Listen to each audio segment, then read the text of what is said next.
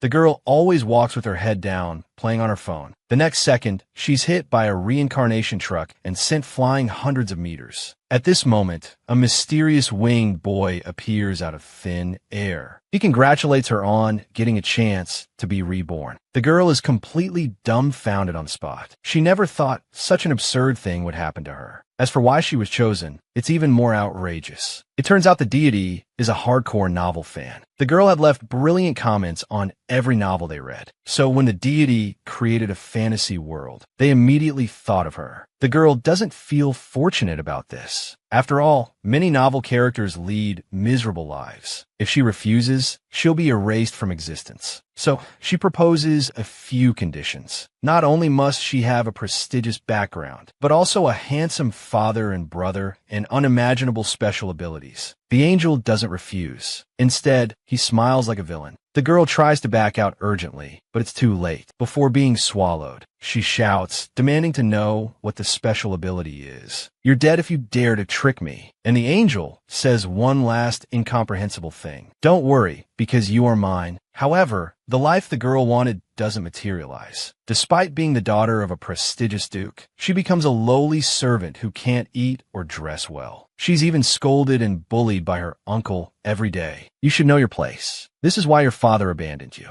Oh, by the way, it's not even certain if you're the Duke's real daughter. Just then, Cousin Clara suddenly appears, seemingly kind-hearted, pleading for Lulu. But in reality, she constantly humiliates her behind her back. That night, her legs are beaten bloody. She's even punished by not being allowed dinner for a whole week. Later, the wicked Cousin Clara adds insult to injury. People who don't work hard don't deserve to eat. You'd better be more diligent in the future. In her heart, Lulu curses that demon. She sheds tears of sadness. She even considers ending it all, but immediately tells herself not to be so fragile. She must survive in this world that she rates 0 out of 10. Soon, it's Cousin Clara's birthday party. This year, she's wearing another custom-made luxury dress. It's said that one dress alone could buy a mansion. Lulu hides in the darkness, feeling miserable, but Clara deliberately dirties her own shoes. As a result, Lulu once again becomes the humiliated servant. "What are you doing? Isn't a week of hunger enough? Do you want another beating?" The girl is utterly humiliated.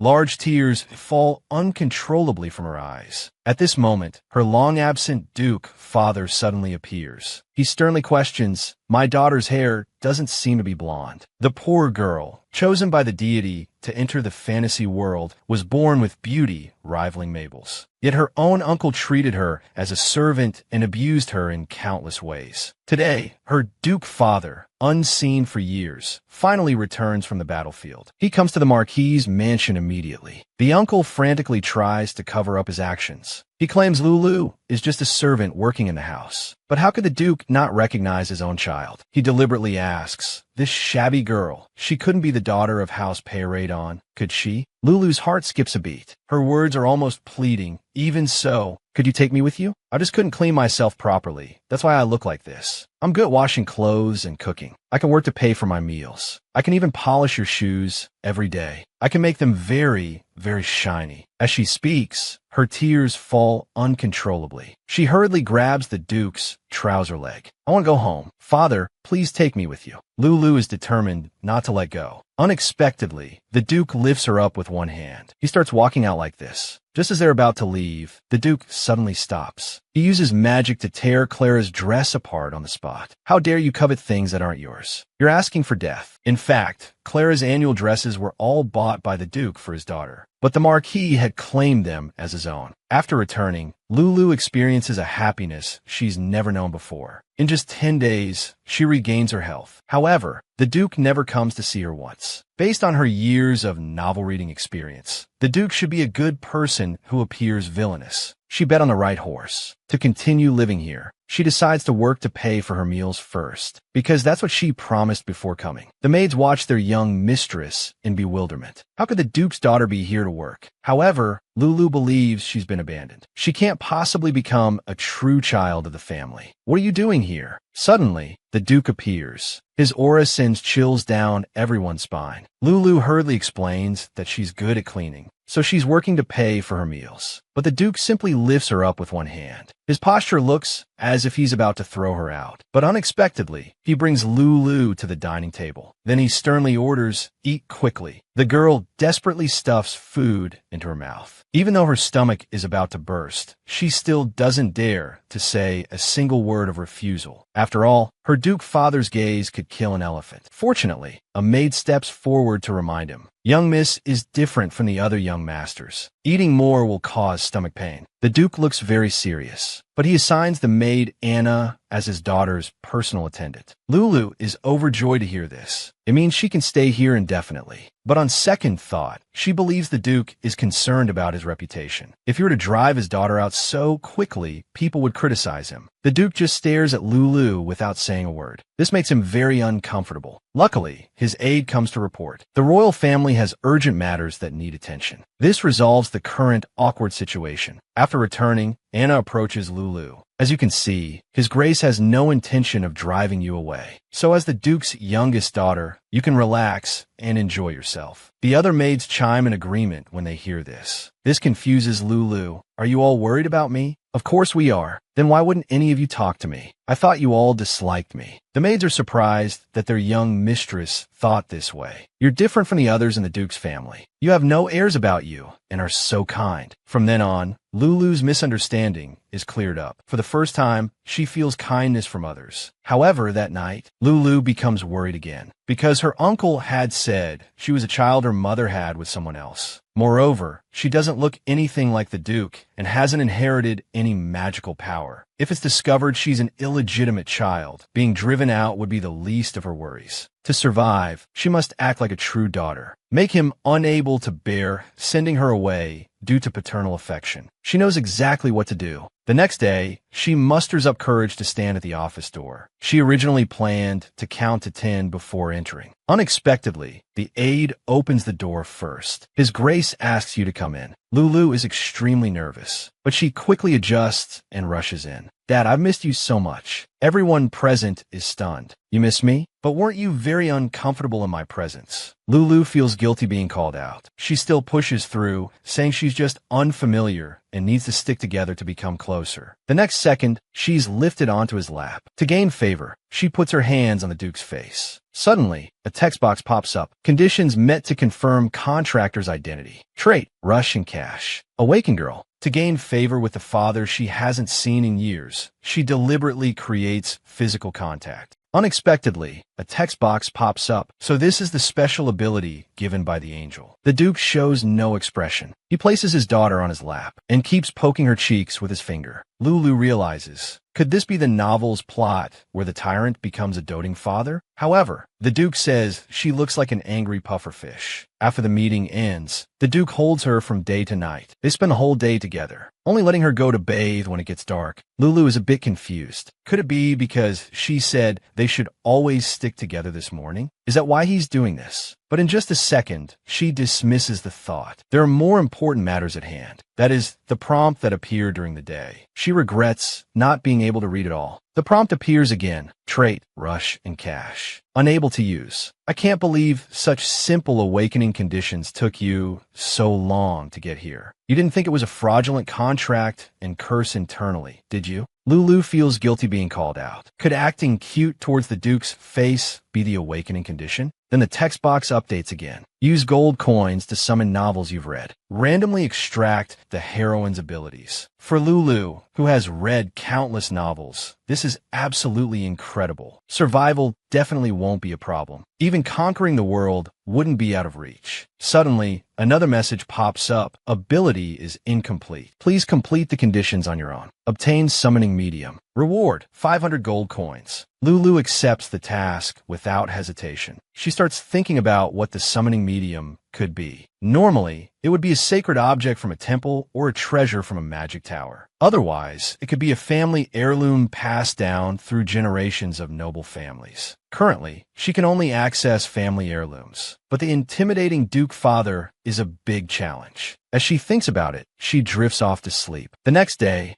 Anna wakes her from her dream. She smiles and greets the maid sisters. Seeing the jewelry on the table, she can't help but exclaim, "It's really beautiful." Then her expression suddenly becomes downcast. "These look so expensive." The maids all say she can wear these freely. She seizes the opportunity to ask, "Does the Duke's mansion have a place to store these?" The domain's Duke's mansion has many such rooms. "Would you like to see them? Is that okay? When I was at Sister AI's house, I get scolded just for going near those rooms." The maids feel sorry for their young lady. They immediately embrace her. The kind-hearted Lulu comforts them instead. "It's okay, because now I have you sisters who worry about me." In an instant, everyone rushes to surround her. This makes her feel warm inside. Anna says since it's her first visit, they should see the best room in the Duke's mansion, the Holy War Room. The treasury of Marquis Talinka's mansion is nothing compared to that place. However, at this moment, the deputy suddenly appears. The Duke invites you to breakfast. After being a miserable maid for years, the girl is brought back to the mansion by the Duke. It's her first time eating with her Duke father. She's so awkward she could dig out a 3-bedroom apartment. On second thought, she feels this isn't right, so she smiles and greets him.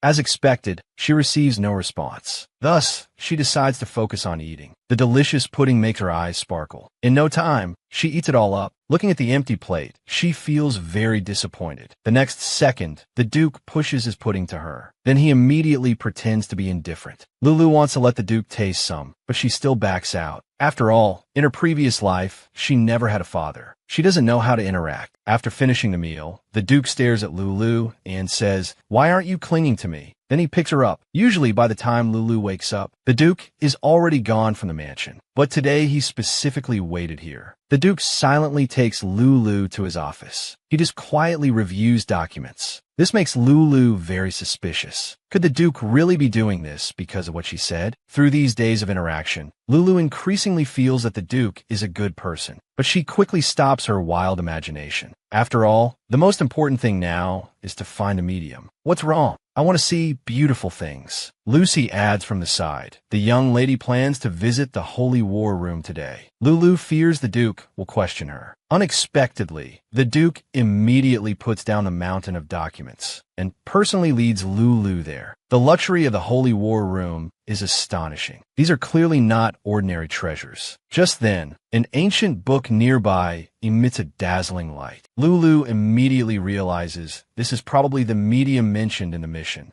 "Dad, what's this?" "This is a sealed book.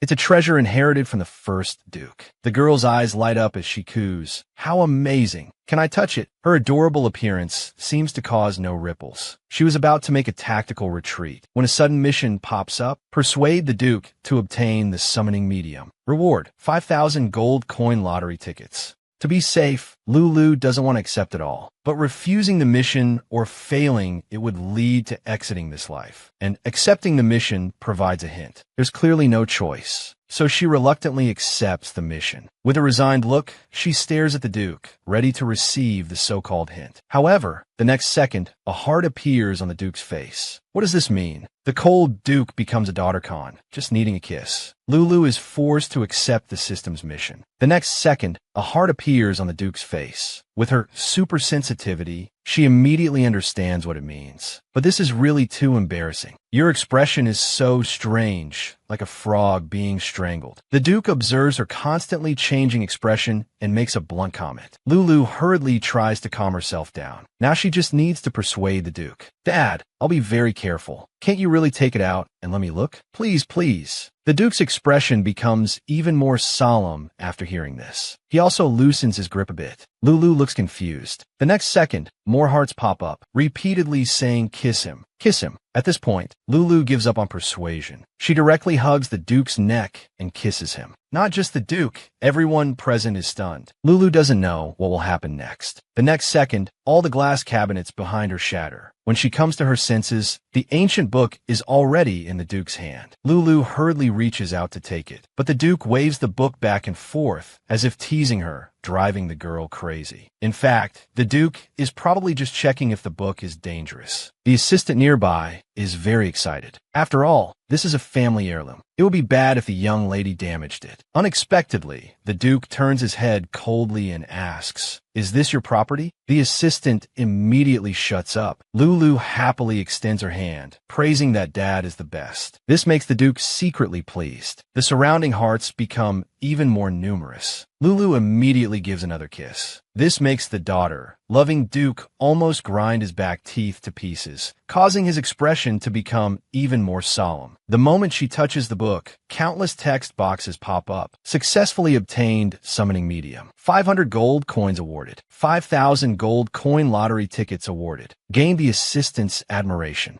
Gain the butler's admiration. Family influence slightly increased. 500 gold coins awarded. Clearly, rewards can be obtained based on people's reactions. The persuaded target satisfaction has reached the highest level. Reward about to be issued. The man's expression is very calm, showing no emotion at all. Lulu wanted to return to her room to check the rewards she just received, but she was naturally led to the conference room by the Duke. According to these days of secret surveillance on Duke Corinta, it was discovered that his mana stone mining business has attracted many investors, all from big families. Originally, this kind of thing had many variables. They didn't dare to act rashly before confirming the quality of the mana stones. But because of a rumor saying that the Elliton family might also be investing, everyone rushed to join in. The Duke analyzes the possibility of the rumor spreading. Either these people will invest, unrelated to the Duke's mansion, or Marquis Talenka leaked the information to those. Lulu accidentally blurts out her inner thoughts. Instantly, the scene becomes as quiet as a mouse. Obviously, something's very wrong. The Duke angrily explodes on the spot. A gesture from the girl unexpectedly calms down the Duke, whose magical energy was raging. Just now, Lulu accidentally blurted out her inner thoughts during the meeting. Instantly, everyone's eyes are focused on her. With no choice, she can only explain what happened. Uncle told a well-dressed man. Father has invested. He even showed that man evidence. It was a very beautiful card. Although it was black, it was shimmering. It's a card that looks like this. The issuer of this card is the Peridon Duke's family. Everyone is shocked instantly. Some condemn the Marquis's crime. Some question the authenticity of this matter. Some even doubt whether the Duke really gave money. If no mana stones are mined later, the Duke's family would be charged with fraud. The Duke behind remains silent. Lulu turns her head and finds the Duke staring at her intently. How did you hear those words? Lulu thinks she's being suspected. One wrong move could be fatal. Trembling, she explains, "When Uncle met that man, I was polishing Uncle's shoes." The assistant is puzzled. For years, the Duke's mansion has been giving the Marquis an astronomical sum for living expenses every month. Why would the young lady need to do such servant work? Lulu frantically explains it's not like that. Uncle said father didn't give money and abandon me, so I needed to wash dishes, mop floors, and clean. Only then would he take me in and give me food. No one present believes it. The Marquis is known to dote on his daughter. How could he do such a thing to a child? Lulu tries her best to make her tone more fitting for her age, but she still fails to gain the trust of those present, fearing for her life over one sentence. She immediately kneels down and starts polishing shoes. Tears of grievance keep falling as she tries hard to mimic that scene, just hoping to be believed. Enough! Who are you questioning? Instantly, the Duke's angry magical energy passes through Lulu, choking everyone present. Made you recall meaningless memories. The Duke, feeling heartache, wants to pat his daughter, but still withdraws his hand. Understanding his intention, Lulu quickly grabs the magical energy. The raging Duke is instantly pacified. He hugs his daughter tightly in his arms, not knowing how much time has passed. Lulu slowly wakes up in the bedroom. She thought it was the maid Anna who brought her back. Seeing no one around, she quickly took out the old family heirloom to study it. The moment she opened the book, a dazzling light burst forth. The originally tattered book became brand new.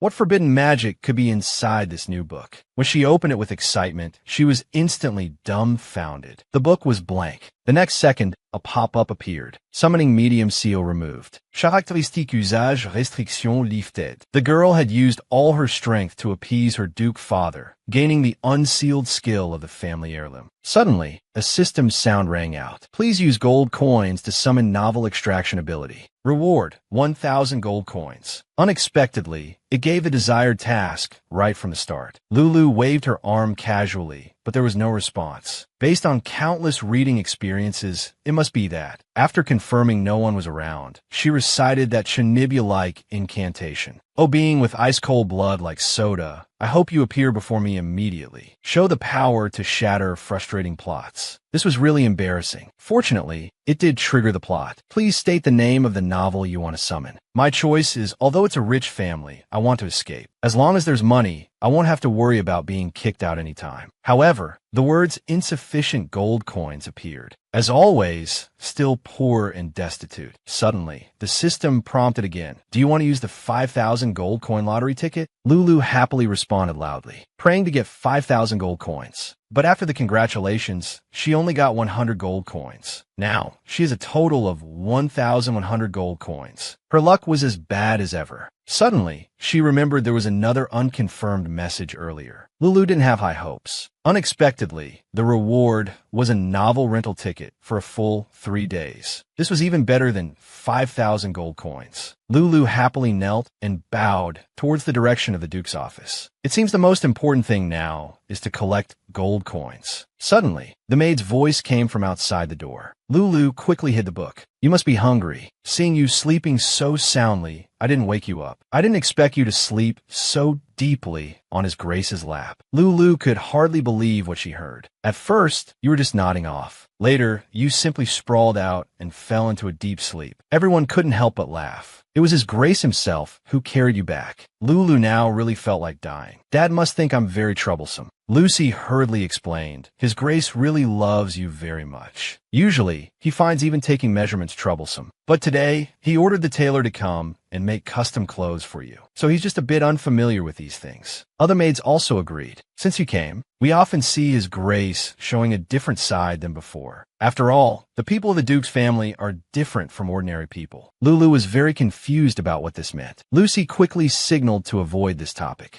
Therefore, Lulu believed that the Paradon family must be hiding some secret. She needs to find a way to inquire about it. Meanwhile, Lulu's Marquis uncle was furious. Because of the Duke's intervention, he lost all his investments. Even the bank refused to extend the loan repayment. Could it be that the Duke knew about his rumors? The vicious man came up with a plan. He called his daughter Clara, wanting her to go to the Duke's mansion to investigate. Don't you miss your cousin? Go to the Duke's mansion and see how she's doing. That Sundara Clara didn't see Lulu as a sister at all. She thought that even if they were to meet, Lulu should come see her. After the Marquis's disdain and flattery, she reluctantly agreed. With a condescending attitude, this young lady will personally visit. He must be extremely grateful. At this moment, Lulu, who was dining, couldn't help but sneeze. The girl wanted to bribe the maid, so she carefully drew a picture. Maid Anna praised her after seeing it, saying the glass she drew was very good. But Lulu pouted and said she guessed wrong. This is a picture of me holding hands with Sister Anna. Anna was moved to tears after hearing this. I will treat it as a family heirloom, enshrined for generations to come. Although Lulu didn't understand, she was greatly shocked. She drew one for each of the other sisters too. Some said they would take the drawing to their graves. Some said they would cover their rooms with it and look at it every night before sleep. Some saw the heart on it and immediately took out a knife, wanting to dig out their hearts to offer to Lulu. The originally very rational adults had become so crazy. Just then, Anna said it was time for a walk. Today, they were going to the glass greenhouse. Lulu was eager to go see it, but because she ran too fast, she fell on her bottom. Suddenly, the Duke appeared in front of her. He asked what she was doing. I fell down.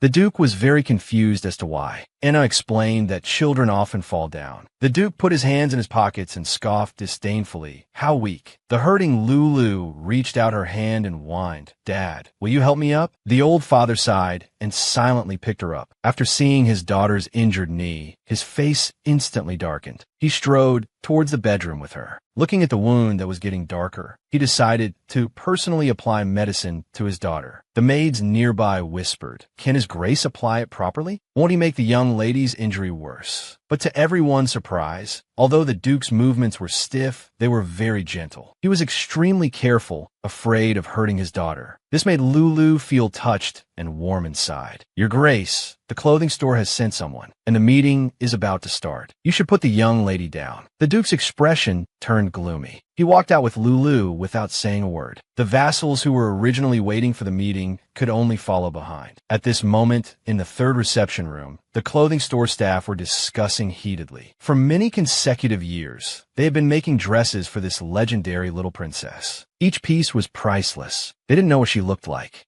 The tailor Yutra was even more nervous. The characteristics of the Duke's family's direct bloodline were black hair, blood-red eyes, and a powerful aura fiercer than wild beasts. So he kept brainwashing himself. Even if she looked like a miniature version of the Duke, he shouldn't look too disappointed. However, when he turned his head, he was instantly stunned. He even had a nosebleed. What was the deal with this petite and adorable little girl? It wasn't until the Duke coldly told her to take measurements that he came to his senses. However, the Duke was reluctant to put his daughter down. He directly measured her while holding her. Seeing this, Yutra began to use his designer's way of handling things. The young lady is so obediently lying in your arms. She must really like you. The Duke was overjoyed inside, but outwardly, he was Tsundere. She insists on clinging to me. It's really troublesome. The vassals also seemed to receive the signal and began to flatter him. Our young lady indeed likes your Grace very much. Last time she sat on your Grace's lap and slept so comfortably. Look, the young lady is hugging the Duke tightly. Doesn't your Grace look cute? My son doesn't even recognize me as his father. I'm really envious of you, your Grace. The Duke's smile was harder to suppress than an AK-47.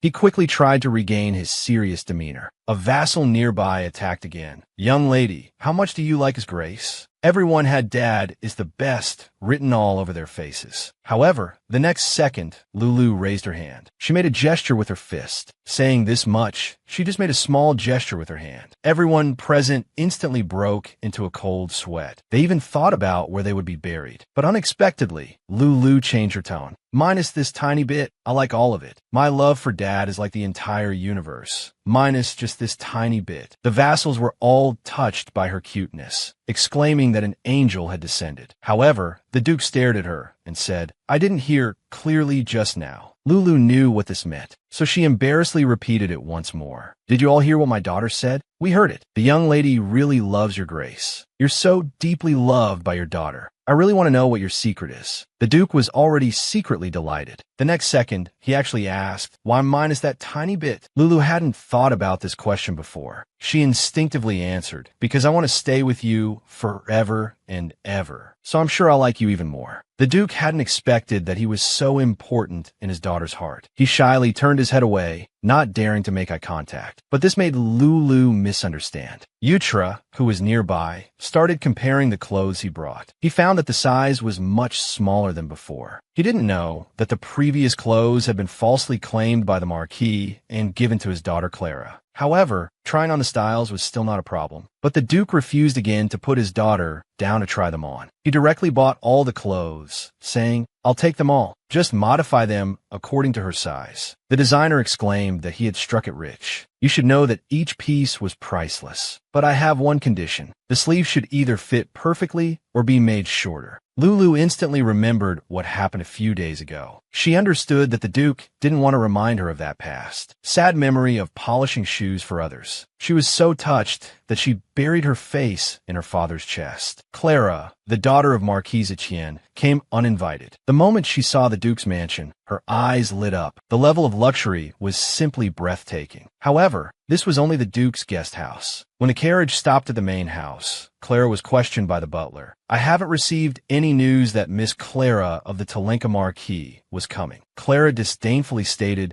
that she didn't need permission to visit her cousin. Then she strode in boldly. The moment the door opened, the luxury of this place left her in awe. Then suddenly, the Duke's portrait appeared. His handsome appearance already made Clara switch sides. She even started fantasizing about being doted on by the Duke as his daughter. It is said that Duke Peritone cannot feel sadness. Such people are often lonely. Uncle must also hope that I can get close to him to ease his loneliness. This is something that dirty, illegitimate daughter can't do. Clara thought excitedly, as if she would possess everything the next second. But when she pushed open the door and saw Lulu, she was stunned. Was her hair color always like this? She's like a completely different person. How did she manage that? The White Lotus came to the Duke's mansion intending to embarrass her cousin. Unexpectedly, her formerly dirty cousin was now unrecognizable. Seeing that she was being ignored, Clara gritted her teeth and called Lulu thick-skinned. Lulu wasn't going to indulge her. Coming over without even a greeting, "Aren't you the one with thicker skin?" Clara's face turned red from embarrassment, but in just a second she regained that annoying face. "I came here only because you said you missed me so much, but you treat me like this. Isn't that too shameless? After all, you're not the Duke's daughter." Those few words made Lulu collapse. Clara smiled triumphantly. "I heard from my father. Your mother had an affair and gave birth to you, a dirty, illegitimate child. How can someone like you be so shameless, staying at the Duke's mansion under the Paratone name?" While Lulu was immersed in sadness, a sudden task popped up. "Quick, completely change this choking plot like a sweet potato. Success reward. 2,000 gold coin lottery tickets. Failure punishment. The reincarnator's special abilities will temporarily disappear." Although it was an unfamiliar task window, there was a familiar feeling. Her fighting spirit was instantly ignited. "Are you talking to me? Who else is here besides you?" Clara was very angry. "How dare someone like you ignore me?" Lulu didn't care at all. She calmly stated that this was just the beginning. This angered Clara greatly. "Wearing pretty clothes and not knowing your place. My uncle only took you in out of pity. If you're so arrogant, you'll be kicked out. It seems my father's education hasn't had much effect on you."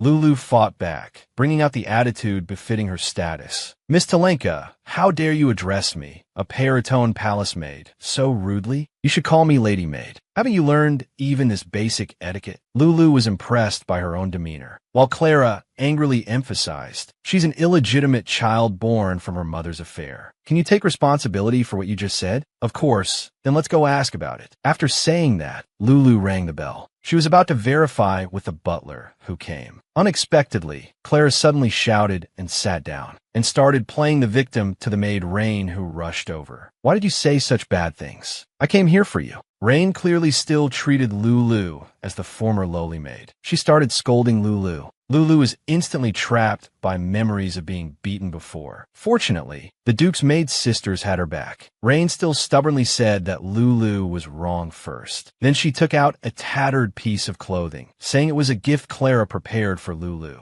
"Didn't you really want this clothes? I'll overlook those excessive things you said to me. Let's make up. After all, I'm the older sister." Lulu didn't know how to counter for a moment. Suddenly, the Duke's cold voice came from behind. "The girl who stole my daughter's clothes has so much to say." He was just dazed by his daughter, but thought his symptoms were due to a curse. It turns out an hour ago, the Duke was still attending a meeting at the palace. His powerful aura made everyone sweat profusely. Because opinions couldn't reach a consensus, someone suggested taking a break before deciding, as they had been meeting for hours. Suddenly, one of the ministers said it was too late, probably no time to buy lightning cream puffs for his daughter. When asked why not let servants buy them, the count said it's not the same as when dad buys them personally. Others also agreed and chimed in. The Duke listened silently. He had already started imagining his daughter happily welcoming him and giving him a kiss. But lightning cream puffs are very popular, probably sold out by now. The Duke seemed to see his daughter's disappointed face. This was something he couldn't tolerate, so his expression became even more frightening. Everyone thought it was because the idle chat had angered the Duke. But unexpectedly, the Duke asked Viscount Hale where that pastry shop was. It was just a simple question, but the Viscount had already thought about how he would die, so no one dared to speak. Only one clueless person responded.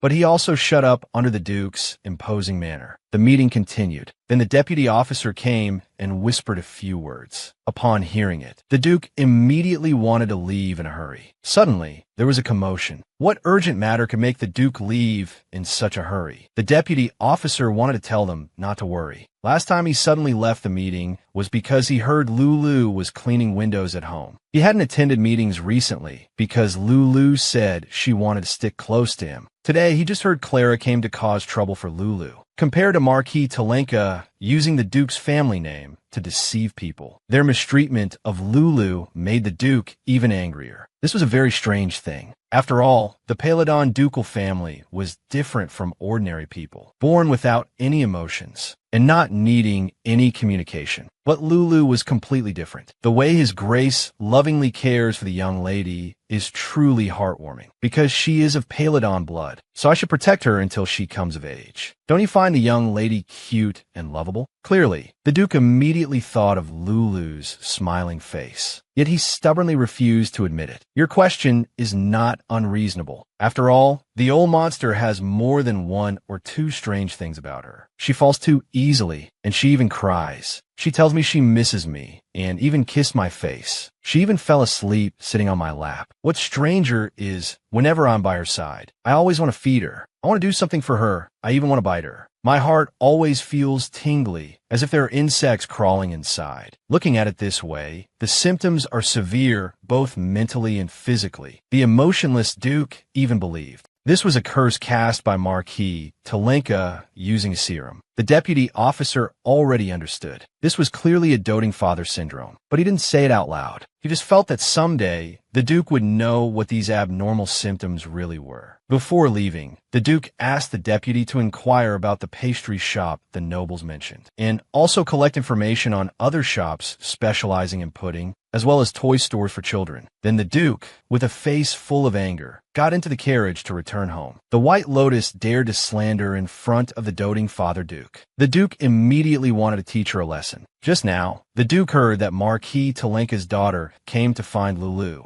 He immediately ended the meeting and rushed home, fearing that Lulu might be harmed. The girl who stole my daughter's clothes has so much to say. Clara, lacking situational awareness, smiled and rushed over. The Duke, however, completely ignored her. He walked straight past and picked up his daughter and asked her why she was holding a tattered piece of clothing. This action greatly frustrated the narcissistic Clara. She's just a dirty, illegitimate child. Why does she deserve the Duke's love? She put on a pitiful act. Do you dislike me that much? Even so, I'll forgive you. After all, you were just deceived by lies. I apologize on behalf of my cousin. Uncle Duke repeated the word forgive in confusion. This made Clara happy, thinking she had taken the bait. She lied to you saying I stole her clothes. I understand. She must have told such lies to gain your favor. That must be why you misunderstood me, right? Lulu had grown up surrounded by malice since childhood. Yet she couldn't imagine how heartbreaking it would be to be misunderstood by her father. Unexpectedly, the Duke's expression suddenly became very serious. He sternly questioned, "Then what about the dress I saw before? When I went to Marquis Talenka's mansion to pick up my daughter, why were you wearing the dress I prepared for her?" Lulu finally realized. So when the Duke said she looked shabby that day, he wasn't dissatisfied with her, but with her appearance. At this moment, father and daughter finally cleared up the misunderstanding. Clara, standing nearby, was clearly flustered. She loudly retorted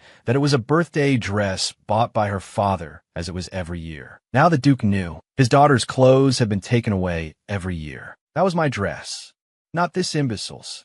The Duke was furious. How dare she insult his daughter like this? Instantly, a demonic aura spread out. Clara fearfully tried to explain. Everyone called her an imbecile, including her father and the people in the mansion. The Duke now seemed like Yama crawling up from the underworld. His pressure was unbearable even for adults, let alone for children. Haven't you heard the rumors about me? Everyone says Duke Paradon is a ruthless killer. A man who can't feel sadness, whose tears are the blood of others. Clara still dared to speak recklessly, calling Lulu a dirty, illegitimate child who stole her position. The Duke instantly became even more terrifying. His demonic aura went berserk, nearly suffocating Clara. At the last moment, the Duke barely managed to restrain himself. "It's better to let you live. Get out." After things calmed down, Lulu sat on the Duke's lap, drinking milk. She wasn't sure what had just happened. She only felt that it suddenly got dark around her, but it felt very soft and comfortable. When her vision became clear again, everything had already ended. At this moment, the guard suddenly came in and knelt down. The Duke sternly questioned how to punish those who failed to protect the house. Everyone unanimously requested to be put to death. It was my negligence. I failed to look after the young lady. I'm willing to die to atone for my crime. Lulu was completely stunned. Would they really commit suicide over such a small matter? However, the Duke's face remained cold. The attendants also drew their swords and pointed them at their necks. It was clearly for real. At this critical moment, Lulu cried out, "No, don't," just because his daughter suffered a tiny bit of harm. The Duke father wanted all the guards to die to atone for their sins. Lulu hurriedly stopped them loudly, saying that the two only had a small argument. Among children, this is how they grow up, playing and fighting with each other, so they shouldn't be punished. The Duke coldly turned to his deputy for an answer. Only after receiving confirmation did he relax, seeing his daughter's face covered in milk foam. He joked that she had grown a beard, then naturally wiped it off and put it in his mouth. Everyone present was shocked beyond belief. The Duke actually did such an unusual thing.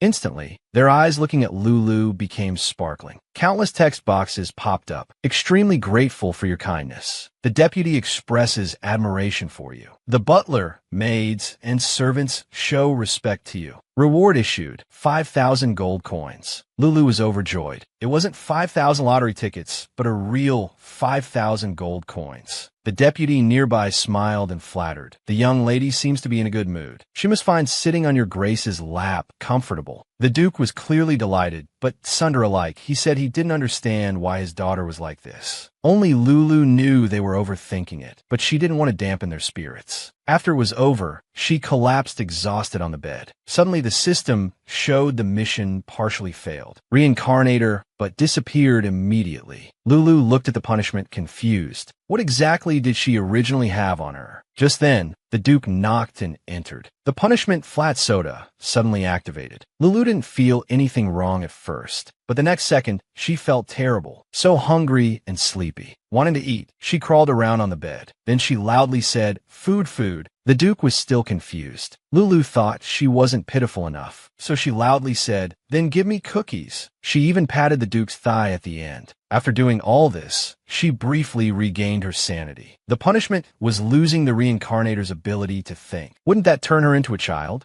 Lulu tried to remedy by massaging the Duke's leg, fearing for her life. Suddenly, the Duke asked about that family heirloom book. Lulu turned into a child again. She blurted out that the book had become very beautiful and was put away nicely. The next second, the Duke's body started glowing. Lulu reached out to touch the heart above his head. "I praise you like this for being beautiful. I praised you. You should say thank you." "I'll thank you too." Lulu peeked at the Duke beside her, wanted to see if he was happy after being praised. But the Duke smiled and asked about that book. "You said the book became very beautiful. I'm quite curious." At this moment, Lulu regained her sanity. She was already sweating profusely, an adult living in a 3-year-old girl's body. Yet due to punishment, she could switch to a child at any time. Now lucid, she decided to confess honestly, but she stopped urgently before speaking. After all, that book was so precious. If it was known to have changed, the Duke might think she was a troublemaker. Everyone would also look down on her, but she still mustered up the courage to be an honest person. However, when she looked up, the Duke's face was even darker than a pot bottom. So under this strong stimulus, Lulu switched back to a child again. Trembling, she lied that the book wasn't damaged. Then she started crying loudly, "You're not my dad. The scary dad belongs to someone else. I didn't mean to make the book like that. You're scaring me like this. You're glaring at me. And my dad is handsome. He even has diamond mines. My dad loves me very much. He wouldn't be so fierce to me." The air suddenly became quiet. Only Lulu's sobs remained. Normally, the Duke would be disappointed by her irresponsibility and lying behavior. But now he didn't want to blame his daughter. Instead, he wanted to reach out and comfort her. But he was rejected before touching her head. "I hate you. You're not my dad." The Duke didn't know how to react. He silently retreated. "Xiangzi, answer me honestly. Am I very ugly?" The butler looked confused. What nonsense was the Empire's most handsome man talking about? After learning what had just happened, the butler could hardly believe it. Just at this moment, Lulu's personal maids walked out, chatting and laughing. The Duke immediately approached and asked what they were holding. Under the Duke's intimidating pressure, Anna was the first to hand it over. However, the Duke was stunned to see the pineapple on it. Could this be some kind of code? Anna shyly said it was a gift from Lulu. Other maids happily introduced theirs. "This is me holding hands with the young lady. This is me hugging the young lady tightly. I received 3. Of course, these can't compare to yours. After all, you're her father. The young lady must have given you many, right? What did she draw for you? Must be a handsome dad, right?" Everyone looked expectant. However, the Duke's face darkened. He said, "I didn't receive anything." Instantly, everyone's jaws dropped. Meanwhile, Lulu, who had regained her senses, was regretfully banging on the bedboard. Damn punishment. Now it's all ruined. Sincerity is always the ultimate move. The Duke only said one sentence, and it resolved the misunderstanding between father and daughter. Just now, the Duke wanted to comfort his frightened daughter. Unexpectedly, his daughter cried because of him instead, and all the maids received drawings, but the Duke,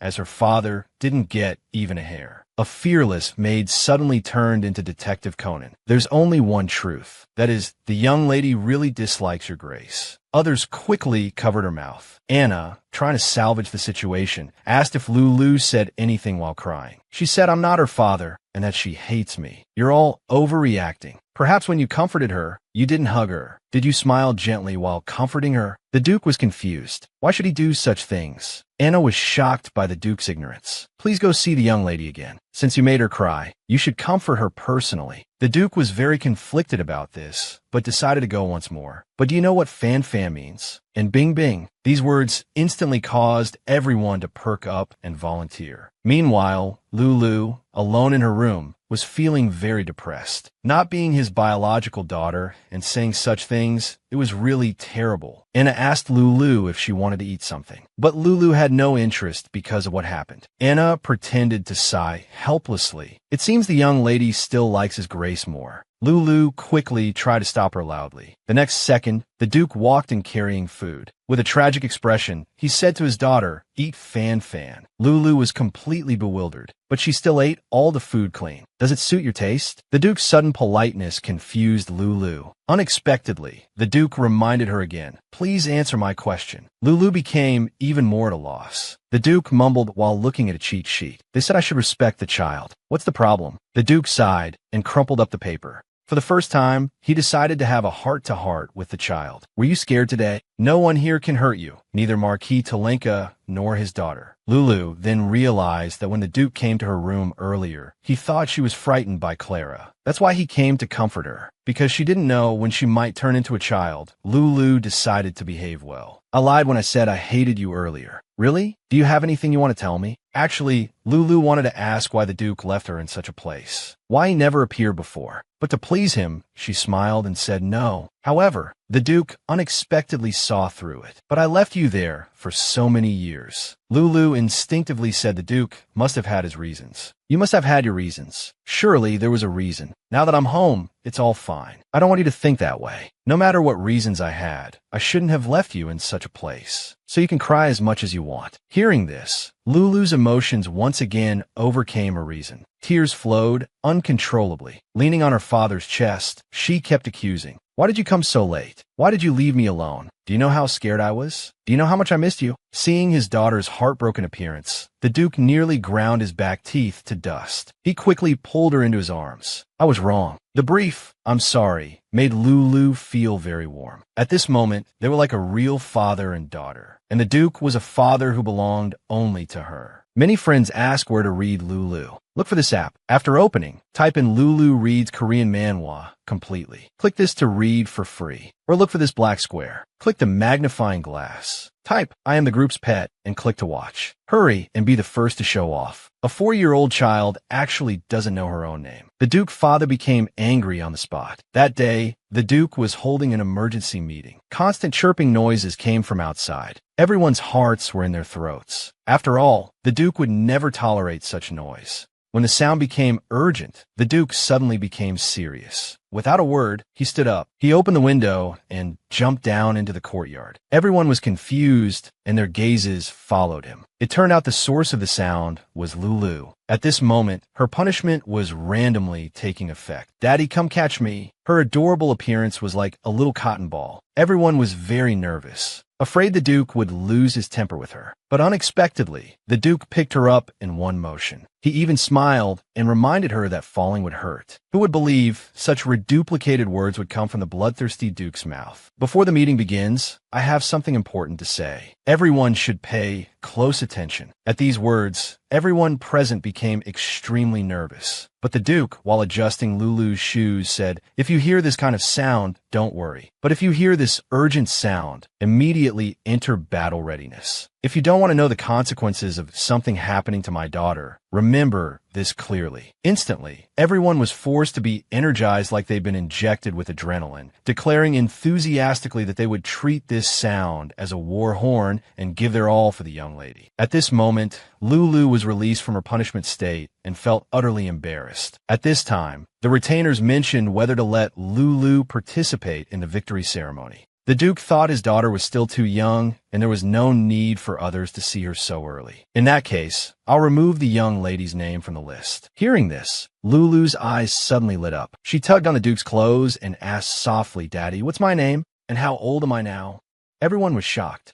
Even the meeting was urgently interrupted. Before, at the Marquis's mansion, no one had called her by name. She was always called illegitimate daughter, dirty trash, or imbecile, so she really wanted to know her own name. Lulu thought she had made a mistake. Sitting alone in the room, she made wild guesses. No need to recall. Suddenly, the Duke's voice came through. Although his face was still serious, now she understood. Father was just not good at expressing himself. Although I don't know my name and age, I'm not pitiful at all, because I have you. The Duke smiled and poked his daughter's face in agreement. That's right, Luadisha. Your name is Luadisha. Lulu's memory was awakened. As a baby, she vaguely heard this name. Please call me again. All right, Luadisha.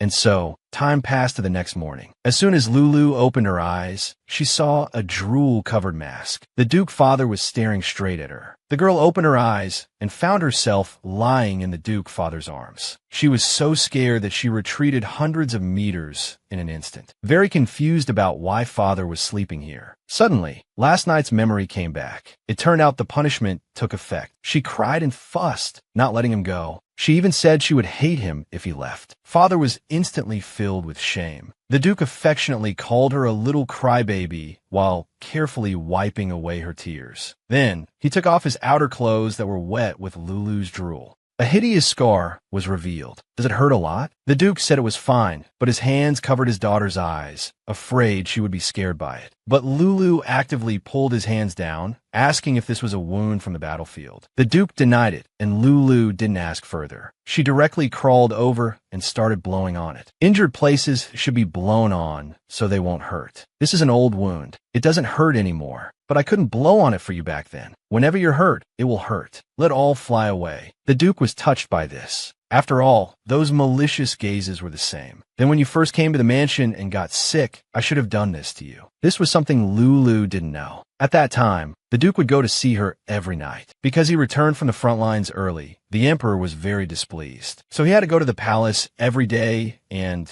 could only return late at night. I never felt pain when I was at the front lines, because I only thought about bringing you home quickly. These were things Lulu had never understood before. He had always thought he was abandoned. The Duke gently stroked his daughter's face. He sincerely apologized, and Lulu forgave him right then and there. But if I stayed home, even if you weren't there, it would have been much better, right? However, the Duke had a reason for doing this. You're a special child, because you were born without magical energy. Lulu thought she would be suspected of not being his biological daughter. Unexpectedly, the Duke just said, without magical energy, she was no different from ordinary babies. If she stayed at home, she wouldn't be able to withstand the magical energy emitted by her brothers and die prematurely. It will be different when I'm home. But at that time, I had to go to war. Marquis Talenka, as your uncle, voluntarily offered to take care of you. To protect you, I sent you there. During this time, I also received reports saying you were living well there. The Duke apologized to his daughter with remorse. But Lulu knew the Duke was just trying to protect her who had no magical energy. And the culprit behind all this was Marquis Talenka. I hope you know, I never thought of abandoning you.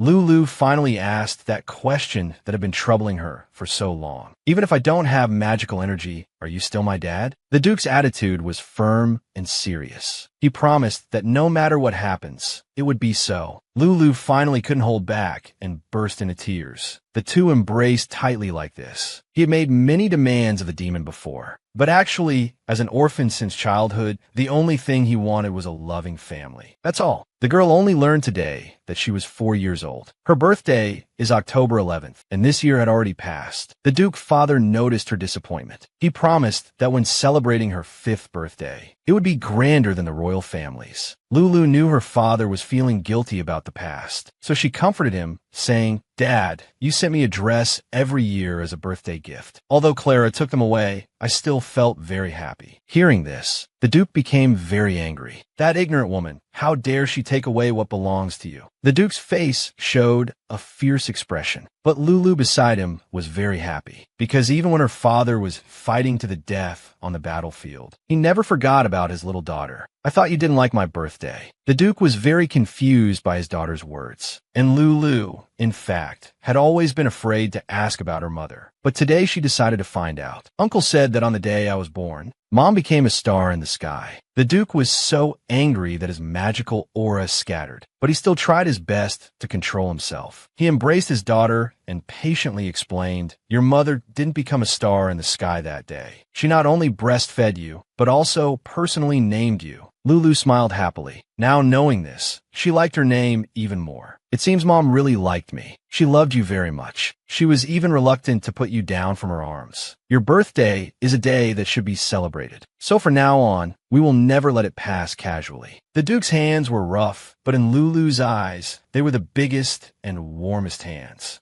Although she was curious about the cause of her mother's death, she didn't ask further to avoid making her father sad. "We've made a promise. You'll always be my dad." The Duke smiled and reached out to pinky swear with his daughter, but he was pulled over to do childish gestures of stamping, signing, and photocopying. After doing all this, Lulu felt relieved. "No matter what happens in the future, you'll always be my dad." It's unknown where the little one got such strength as the Duke's hand became red and swollen. At this moment, the Duke caught her off guard. "Even if I'm not handsome, it's the same. Even if I have no money and don't indulge your every whim, it's the same." Lulu then remembered what the punishment zodiac had said before she knew how to respond. The Duke answered his own question. "You don't need to worry. I meet all these conditions, as expected of the confidence from the first handsome man and the richest man. Do you also meet the condition of indulging my every whim?" The Duke smiled and replied, "Of course." In his heart, he firmly thought, even if she asked him to die, he would gladly do so. Earlier in the meeting, when they learned that Lulu didn't know her own name, all the ministers were very angry. After all, even the child support money had been embezzled in the past few years. After the Duke cut off Talenka's source of funds, perceptive investors started withdrawing their investments, and those who had invested in magic stones were also watching for cues. Now is the era of money and power. Compared to poor nobles, wealthy capitalists have more advantages. The Duke clearly knew when Talenka gradually loses everything like this, he will feel extremely miserable and painful. But compared to what his daughter went through, this was far from enough. The 4-year-old girl finally summoned her novel extraction ability for the first time. Just now, Lulu was comfortably lying in bed when she kept hearing the sound of an alarm clock ringing. She angrily got up and cursed loudly, but she found a text box popping up. Duke Paladun was planning to strike against Talenka. Lulu was very happy to learn this news, but the system predicted her prediction. You shouldn't be too happy. The real revenge plot is to take revenge with your own hands. Lulu was completely shocked. She was stunned. How could a 4-year-old kid take revenge? However, the system didn't stop there. It required her to reclaim the property Talenka bought with child support money. Refusing the task would increase the probability of punishment taking effect, and during the task, the punishment state would be suspended. Seeing this, Lulu instantly changed her mind and accepted the task on the spot. She opened a nearby drawer. She decided to use the novel borrowing right. Instantly, the system voice sounded, "Please say the name of the novel you want to summon." Lulu waved her little hand. She immediately decided on this one. Seduce 10 men in a reverse harem. Extract the ability of the female lead in it. She didn't actually expect to summon this novel, because the plot in it was quite boring. She had only read half of it before giving up. Based on the current level, only one ability could be randomly extracted. But Lulu confidently stretched out her hand, believing it was time to make up for the unfortunate 100 gold coins. Ability effect. The emotional state of the specified target will be marked in the form of information. This was equivalent to mind reading. However, because she didn't finish reading the book, she couldn't get the complete ability. But this should be more than enough to deal with the marquee. Meanwhile, Marquis Talenka was being forced to return investment funds. He calmly took out the check for the child support he received at the time. He also said the Duke was deliberately spreading false news just to clear out other investors, so he could monopolize the profits. A few people were skeptical. After all, such lies could easily be exposed. But in everyone's eyes, the Paladin family was indeed notorious. It wasn't impossible for them to do such things. At this time, someone proposed to see the contract between the two, proving that the Duke was indeed involved in the investment. But the cunning Talenka managed to brush it off with a few words. However, he still asked for some time to consider. Just then, the butler announced that a guest had arrived. It was Duke Paladin's.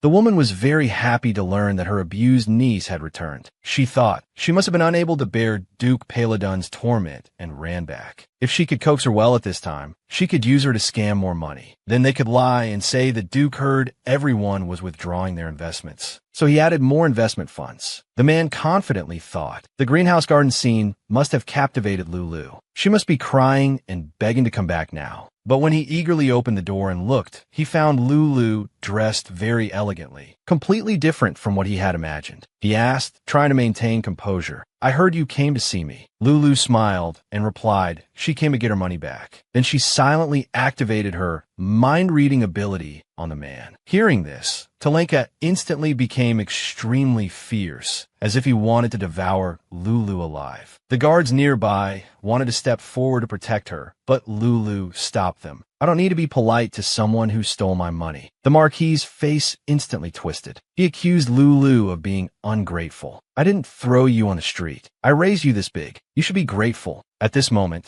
the man wondered if Lulu had taken the wrong medicine or if she was mentally unstable. The magic mine and mining rights, weren't they all bought with my child support money? The man still quibbled, saying that was investment money from Duke Paladin. So in the end, it was all bought with Paladin's money. Although Talenka was very angry at being toyed with by Lulu, he regained his composure. This made Lulu very confused. Was this not what he was worried about? So Lulu tentatively brought up the magic or mine. Sure enough, it caused the man's unease. "Why are you so flustered? It's as if you're desperately hiding something. It looks quite pitiful." Obviously, the man's patience had reached its limit. His inner turmoil was severe. Just then, a servant came and whispered a few words. Talenka then hurriedly left the place. Lulu's heart was about to break. How could she complete the task now? Just as she was planning to steal the documents, a nearby guard mentioned that there were nobles here, who seemed to have made a decision and were waiting for the Marquis. Lulu instantly understood what was happening. Very well, it's time for a public execution. In a reception room, several noble investors decided to cancel their decision to withdraw investments. This delighted the Marquis. However, the next second, Lulu's voice rang out. "I think you all should reconsider. Hello everyone, I am Laodicea, daughter of Duke Paladin. I greet you all." The 4-year-old girl just used a small trick and let us all see through the true face of the evil uncle. Just now, Lulu burst into the reception room, stopping the nobles from canceling their decision to withdraw investments. Talenka jumped in rage, telling Lulu to get out, but others stopped him. "What did you mean when you just told us to reconsider?" Lulu didn't rush to explain, but first flattered everyone with compliments. This undoubtedly made everyone feel pleased. Then she raised her question.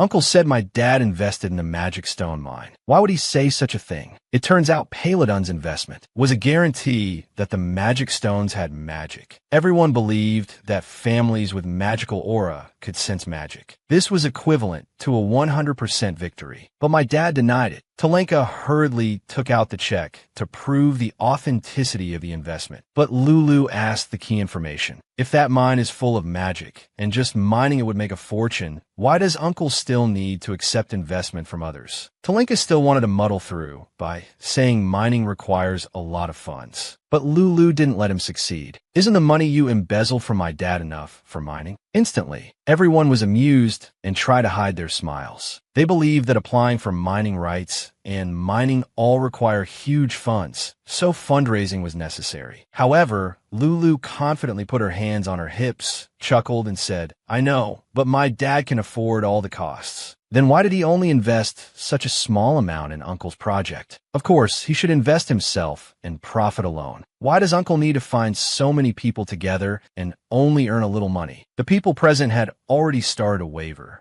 Lulu suddenly pulled out a checkbook from somewhere. Talenka instantly rushed forward to grab it, but a nearby count snatched it first. It was obvious that in the past year, what Duke Paladon had given was already more than enough. At this point, Lulu reminded, in spring and summer this year, Uncle's mansion had particularly many guests. Now everyone knew. Talenka had actually secretly mined a mountain, found there was no magic in it, and to make up for the losses, he sought investments. Then, he planned to push all the responsibility onto the Paladon family. With this, all doubts were cleared. Lulu happily reached out her hand to him. Uncle, you will return the money to me, right? The money from my dad that you embezzled. Many friends ask Lulu where to watch, or look for this black small square. Click the magnifying glass, enter, I am the group's pet, click to watch. Go quickly and show off first. The 4-year-old girl activates mind-reading skills, breaking through the evil uncle's defenses. Not only did she reclaim the ownership and mining rights of the mine, but also got a villa in a holiday resort and a horse ranch. Mission successfully completed. Obtained 3,000 gold coin lottery tickets. 3 nobles greatly admired your actions today. Your influence within the family has significantly increased. Lulu was immersed in the joy of the prompt. The next second, the punishment state took effect again. Just then, 3 nobles appeared. Lulu introduced herself with a smile. My name is Leodisha. It's the name my mother personally gave me. I'm already 4 years old. Everyone was very amazed. Her words and actions just now were not at all like a 4-year-old child. Now, there was still one mystery unsolved. Duke Paladon, why did he give money to Marquis Talenka? Lulu happily raised her hand and said she knew. Then she whispered in Duke de Vatlin's ear, because Daddy loves me very much. And I love Daddy the most in this world. Her adorable appearance instantly captured the hearts of the grandfather generation nobles. Everyone was in high spirits, until a retainer reminded them it was late and the Duke would worry. Only then did they wave goodbye. After Lulu left, Marquis Solid felt very puzzled. He seemed to have seen Lulu before at the Talenka mansion, but he didn't dwell on it. After all, the two were worlds apart. However, the count beside him seemed to hint at something. Children's recovery ability is amazing, as if they have unlimited possibilities. I look forward to seeing how she will grow up. Soon the carriage arrived at the Duke's mansion. The retainer cried emotionally to Lulu, "You are indeed of Paladon's bloodline. With such outstanding eloquence, you can make people believe even without magical aura." Seeing this, Lulu hurriedly wiped away her tears, but was just caught by the daughter-doting Duke. You get along so well with my daughter, just like a loving family. The retainer's soul almost flew away, but Lulu, under the punishment state, was oblivious. She held his hand and nuzzled. "Is this okay? I'm a good child who keeps promises." This made the Duke's anger flare up even more. What promise? How curious indeed. After saying this, he dragged the person away from here. At this time, the butler led a group of maids to welcome them. They showered Lulu with care and concern. Lulu smiled sincerely. Now she too was a person with a family. The Duke, feared by all, actually thought his daughter was a dangerous existence. Though without magical aura, she could control others' bodies. Just like now, he very much wanted to stroke his daughter's soft hair. The adjutant nearby noticed the Duke's serious expression and hurriedly asked what had happened. "I find it strange. My little daughter seems to be able to control others, because she's the only one in the family without magical aura. So I'm not sure what this ability is." The Duke very seriously described his reactions under her control. The adjutant, upon hearing this, knew that this symptom is usually called being a daughter slave. But being very good at reading the situation, he didn't expose it. Instead, he agreed that it was indeed serious. Suddenly, the Duke very solemnly asked Lulu, "Are you sure you really understand what I'm saying?" Lulu confidently answered, "Yes." Just one smile made the Duke's heart pound against the wall. It was even heart-shaped. Indeed, it had a very strong destructive power. "Then let me confirm this extremely important question. What should you do if someone pats your head?" No. What if someone pokes your cheeks?" Don't. "Then what if someone invites you to eat snacks?" Dirty. "What if someone kisses your cheek?" Hit you. "What if someone wants to pick you up?"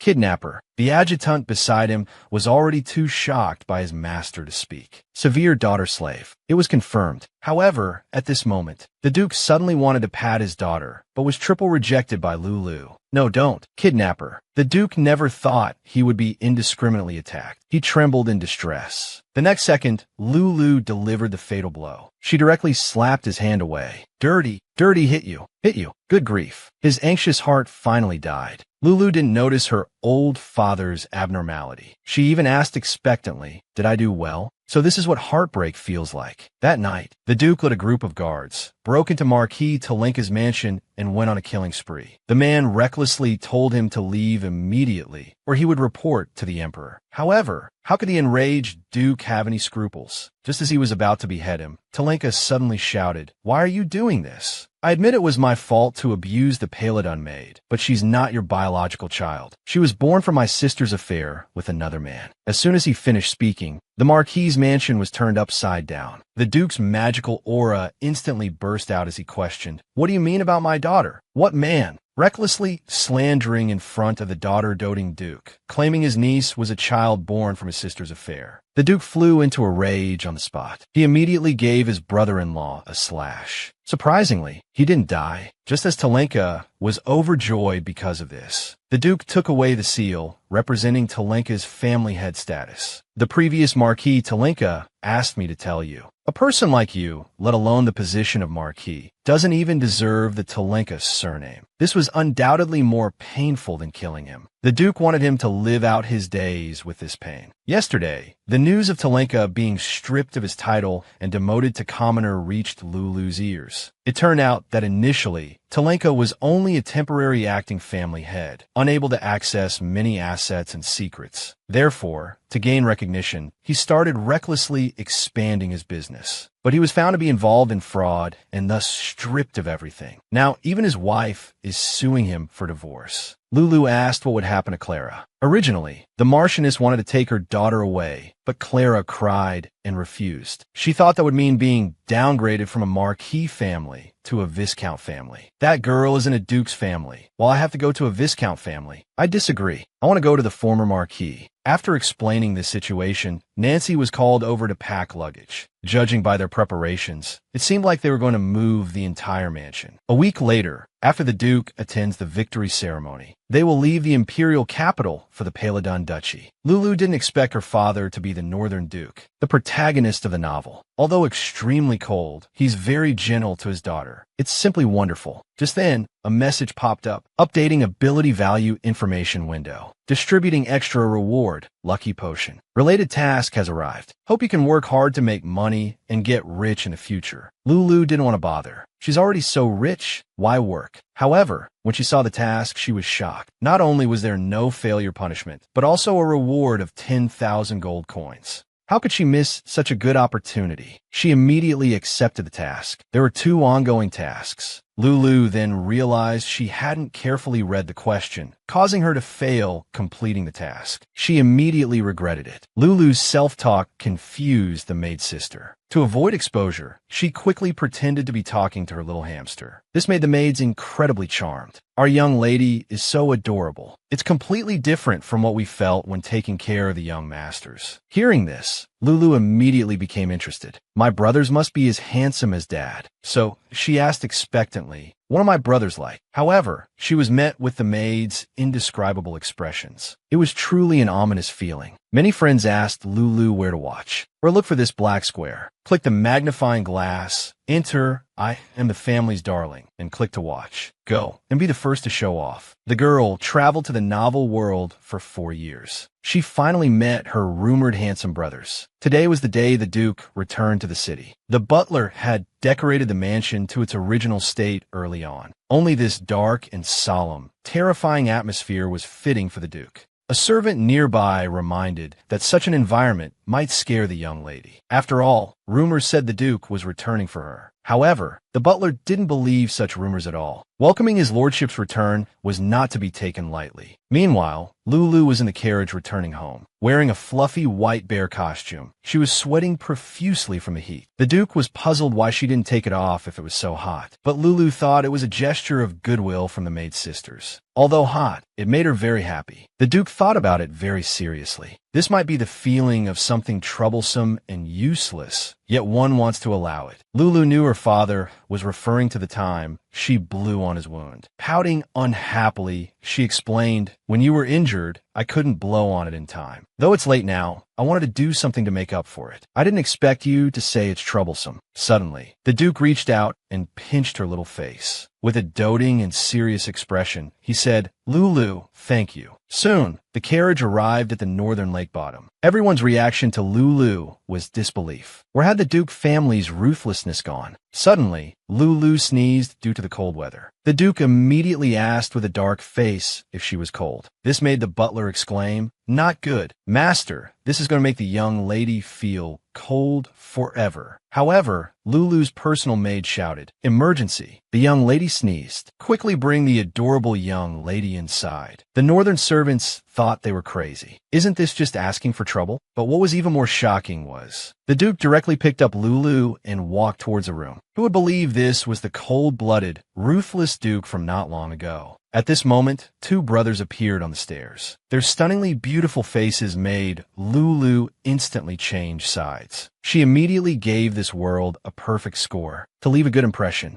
She introduced herself with a beaming smile. She thought the third brother, Salowin, was a warm, sister-doting type. Unexpectedly, the boy's face changed instantly. He mocked, "So you're that frail little girl. Since you've been received, I'll take my leave now." Lulu was petrified on the spot, but the third brother turned and warned, "Being too weak makes it easy to die." Lulu was so scared she couldn't speak. The second brother, Ares, however, approached and showed concern. "The capital is much warmer than here. You must be very cold. My sister can't be frozen." Lulu instantly saw her second brother as her light, even thanking that demon in her heart. However, things weren't that simple. The brother actually raised his hand against his cute sister. Just now, Lulu had finally arrived at her father's northern mansion. The cold weather was unbearable, but it was also a good time for hot springs. This was something she couldn't even dream of in her previous life. After warming up, changing into comfortable clothes was perfect. It was time to win over her brothers. Lulu happily greeted the two of them. The second brother, Ares, also smiled and beckoned her over. The girl happily ran over with her short legs. Then she gently jumped onto the seat. However, the third brother, Salowin, seemed very unhappy. A simple greeting would suffice. Why arrange such an occasion to get closer? Lulu was displeased when she heard this. Fortunately, Ares diverted her attention. "I was surprised when I first saw you. I never thought I'd have such an adorable sister. Let's get along well from now on." From this moment on, Lulu regarded her second brother as an angel. The two chatted happily, very harmoniously. However, Salowin beside them was very disdainful. "Did you eat something wrong? What's so good about this frail girl? She's cute. Seems like there's a problem with your eyes." Lulu was now more convinced that her second brother was an angel. If she had such a disrespectful younger brother, she would definitely beat him up. Despite saying this, the third brother's looks were truly exceptional. It made Lulu unconsciously smile foolishly at him. "What's with that expression? It's so annoying." Lulu explained that being attracted to beautiful things is uncontrollable. It's human nature. The second brother beside her instantly looked dejected. "So you like Salowin's type?" Lulu panicked. How could the angel show such a sad expression? So she hurriedly explained loudly, "Brother Ares is the most handsome, much better than the third brother." Now Salowin, who was caught in the crossfire, became unhappy. His demonic aura was about to explode in an instant. However, the system jumped out again. "Teach this ignorant person a lesson. Let your prestige soar." Lulu thought it didn't matter if she didn't get along with certain people in the family, but the system wouldn't let her have her way. Refusing the task would mean exiting life. Since that's the case, she had to win him over no matter what. The next second, Salowin's demonic aura flew towards Lulu. But at the last second, it was caught single-handedly by Ares. The boy changed his usual demeanor. He said seriously, "Don't bully our sister so excessively." To save her life, the girl actually pretended to be a white lotus like in TV dramas. Just now, the third brother attacked Lulu, but was stopped by the second brother. Unexpectedly, this excited Salowin. He thought dealing with him would be more interesting. Lulu was relieved in her heart that the angel wasn't provoked. But the next second, Ares was about to teach his younger brother about respecting elders. As their demonic aura made the teacups shake, the expressions on their faces also became very excited. When the city gate is on fire, it's the fish in the moat that suffer. The fantasy life that had just begun couldn't end like this. So she gritted her teeth and stomped her foot as if making some kind of decision. I'm sorry, this is all because Lulu is too cute. Please don't fight because of Lulu. With this, the two instantly cooled down. They just stared at the girl, dumbfounded. You both like Lulu, so Lulu will properly restrain her cuteness from now on. It was truly a case of hurting the enemy 800 while losing 1,000 herself. The two instantly lost their temper, thus ending this crisis. Lulu knew that even though she had muddled through the recent predicament, this couldn't be left at that. After all, it concerned her life and death. However, having read countless fantasy novels, she was confident in resolving this matter. Unfortunately, they were all cleaner than a face, so she couldn't summon the female lead's ability. Otherwise, winning over Salowin would be a matter of minutes. Currently, she could only use the remaining mind-reading and fantasy knowledge. Countless female protagonists, I will certainly heed all your teachings. Starting from the next day, Lulu kept following right behind Salowin.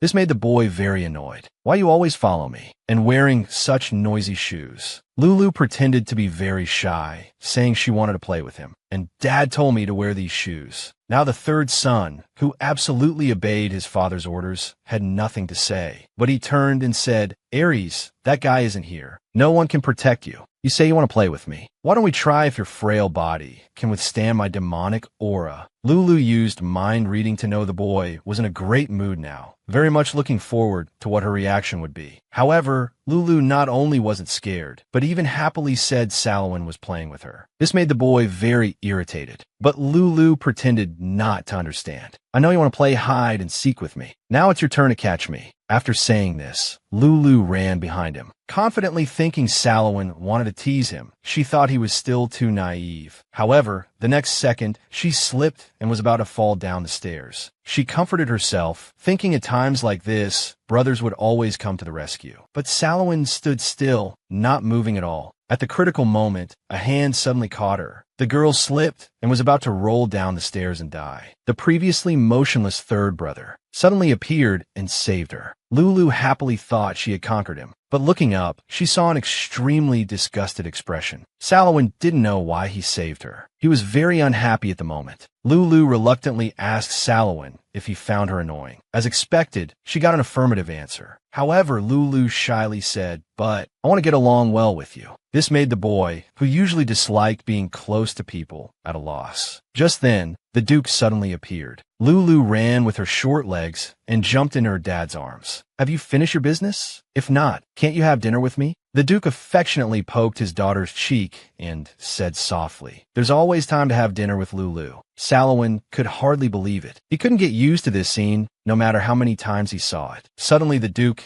asked if they were both together just now. Were you bullied? Now Salowin panicked. He did indeed scare her with his demonic aura several times. It's better to be honest this time. But just as he was about to speak, Lulu quickly denied it first. Salowin has been playing with me all along. It was so much fun. Now the boy was confused. He didn't know why she said that. A strange feeling arose in his heart. However, at this moment, the old father asked with a hurt expression, is it more fun than being with Dad? Both of them had helpless looks on their faces. Only the Duke was eagerly awaiting the answer. From that day on, Salowin disappeared without a trace. The mansion was too big, Lulu couldn't find him anywhere. She had also used up all her mind-reading abilities. This made her frustrated and she shouted, this is really worrying me to death. This scene was coincidentally seen by Aries. Although you look cute when you sigh, but when I think that my sister has something on her mind, it hurts my heart. So can you tell me what's bothering you? Lulu pouted unhappily. Actually, Salowin keeps hiding from me. I want to get closer to her, but she always says I'm annoying. I hate it. At this moment, Aries glanced at the pillar, pretending to be aggrieved and jealous. It seems Lulu likes Salowin more. This shocked Lulu greatly. She hurriedly explained that Brother Aries was the most important, and Salowin couldn't compare to him at all. You're simply a blessing in my life. Lulu wanted to say more, but Aries suddenly kissed her on the cheek. He even said with a smile that it was his honor. Goodness, who could resist this? This bright smile resembled an angel's. Who would have thought he was actually a wolf in sheep's clothing, deliberately provoking and kissing his sister in front of his brother, angering his brother so much that he crushed the pillar. He even stopped Lulu, who wanted to investigate. Before leaving, he even showed a triumphant smile, as well as a complex expression. After returning, Lulu learned from the maid sisters that Salomon never liked appearing in crowded places. The fact that he could be seen often before proved he wasn't deliberately avoiding. And now that he couldn't be found, it meant he really didn't want to see her recently. Lulu was instantly thunderstruck. Could those actions have had the opposite effect? She tried to think from Salomon's perspective. Perhaps she was disliked because she had no magical aura. Therefore, Lulu inquired about magical aura from several sisters. Specifically, what exactly it is. It's understood that magical aura is a power that only the Paladin family passes down through generations. Different from a magician's magic or a knight's spiritual power. It's a very special kind of power, but it's also a power that people are very afraid of. Lulu, who had read countless fantasy novels, immediately realized that magical aura might be the power of demons. This statement greatly frightened the maids. They hurriedly explained that although such rumors exist, magical aura is indeed an overwhelmingly powerful force. Just one glance is enough to instill fear in people. However, Lulu didn't think so, because she had already seen magical aura several times. She didn't think black was beautiful before, but later found it so beautiful it made her forget to breathe. Magical aura is like the night, allowing people to close their eyes and rest, warmer than anything else. This statement not only moved the maids, but was also heard by her brother outside the window. You heard what she said too, right? Last time you even shattered the pillar. Can't you take this chance to control your temper a bit? Salomon in the tree looked thoughtful. He remembered Lulu saying to her father that it was fun being with him,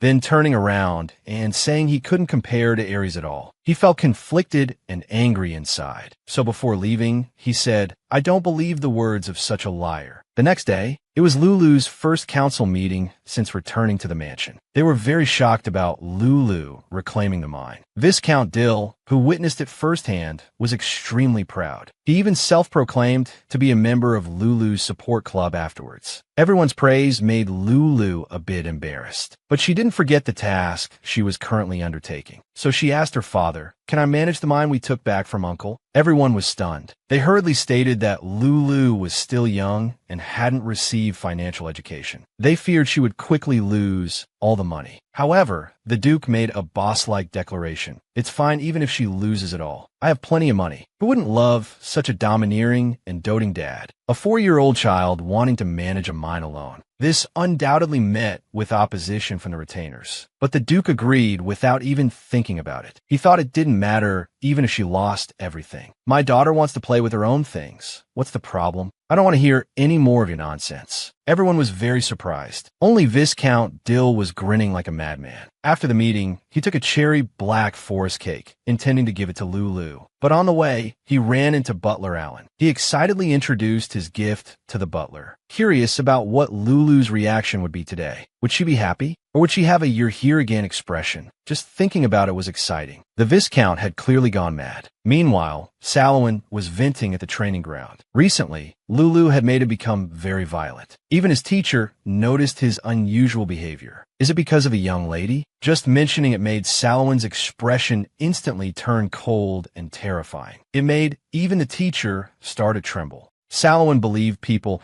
would naturally be afraid of magical aura. This had always been his feeling. But Lulu said magical aura was like the night, a warm night that allows people to close their eyes and rest. It was utter nonsense, just a carefully crafted lie to cling to the strong. He firmly believed in his own deduction, but he was very concerned inside. He looked everywhere for Lulu's figure. Perhaps now he couldn't find his favorite Ares to be with. Why? The annoying footsteps he heard every day were gone. Salomon suddenly became uneasy until he saw one of Lulu's shoes in the courtyard. He immediately understood Lulu had been kidnapped. Indeed, this was the fate of the weak. Fragile people would only end up like this. This was the idea he had held for many years. But a voice kept ringing in his heart. Find her, find her. I must find her. Salomon almost turned the entire mansion upside down. Finally, at the edge of the forest near the mansion, he found several figures. Salomon was extremely angry at this moment. In an instant, the two men turned into a pool of blood. Only Lulu was left, covered in blood and trembling. Seeing his sister's terrified face, Salomon's eyes immediately turned red. Indeed, saying she wasn't afraid was all a lie. The boy tore apart the two who kidnapped his sister on the spot, leaving only his sister trembling in a pool of blood. He sadly believed Lulu was terrified of him, more convinced that her previous understanding and liking were all pretense. But just then, a pair of small hands covered in blood suddenly appeared. The girl smiled through tears and expressed gratitude. His expression became even more gloomy. He thought Lulu was still lying even in this situation. A murderous intent suddenly arose in his heart. Aren't you very afraid? Lulu instinctively froze for a moment. This made him more certain that Lulu was a liar. But unexpectedly, the girl who was just pretending to be strong suddenly burst into tears. Yes, I was indeed very scared just now. You bad guy, why did you come so late? Why? Lulu kept hitting Salomon repeatedly. The boy was stunned on the spot. What's going on? We seem to be very dependent on him, as if it was natural for him to come and rescue. Salomon unconsciously squatted down. Lulu's emotions collapsed on the spot. She hugged her brother and started crying loudly. The hot breath suddenly rushed over. Salomon couldn't help but feel that if she kept crying like this, Lulu would melt like cotton candy. This incident quickly spread throughout the mansion. Everyone was shocked. It also ignited the Duke's anger. Although everyone was sticking to their posts, such a thing still happened. Ares also came forward to accuse. How dare you let my sister be in danger? How will you bear this guilt? The retainers knew they couldn't escape blame and immediately began investigating. The kidnappers were members of the Dark Guild. They seemed to have received a commission from someone to carry out the kidnapping. But now all the people are dead. It will take some time to investigate the real culprit behind the scenes. At this moment, Lulu suddenly appeared. She asked why they didn't ask her. However, the Duke didn't want his daughter to recall unpleasant things. But Lulu said she was a member of Peiradon and should contribute. And I know who the culprit is. It turned out that Lulu had received a new mission, so she rushed over in a hurry. Someone previously asked me to go to Salomon's training ground. That person was Deal. He was the girl's #1 fan. Today, he was accused of being the criminal who kidnapped the girl. At first, everyone thought it was unbelievable, but then they began to doubt.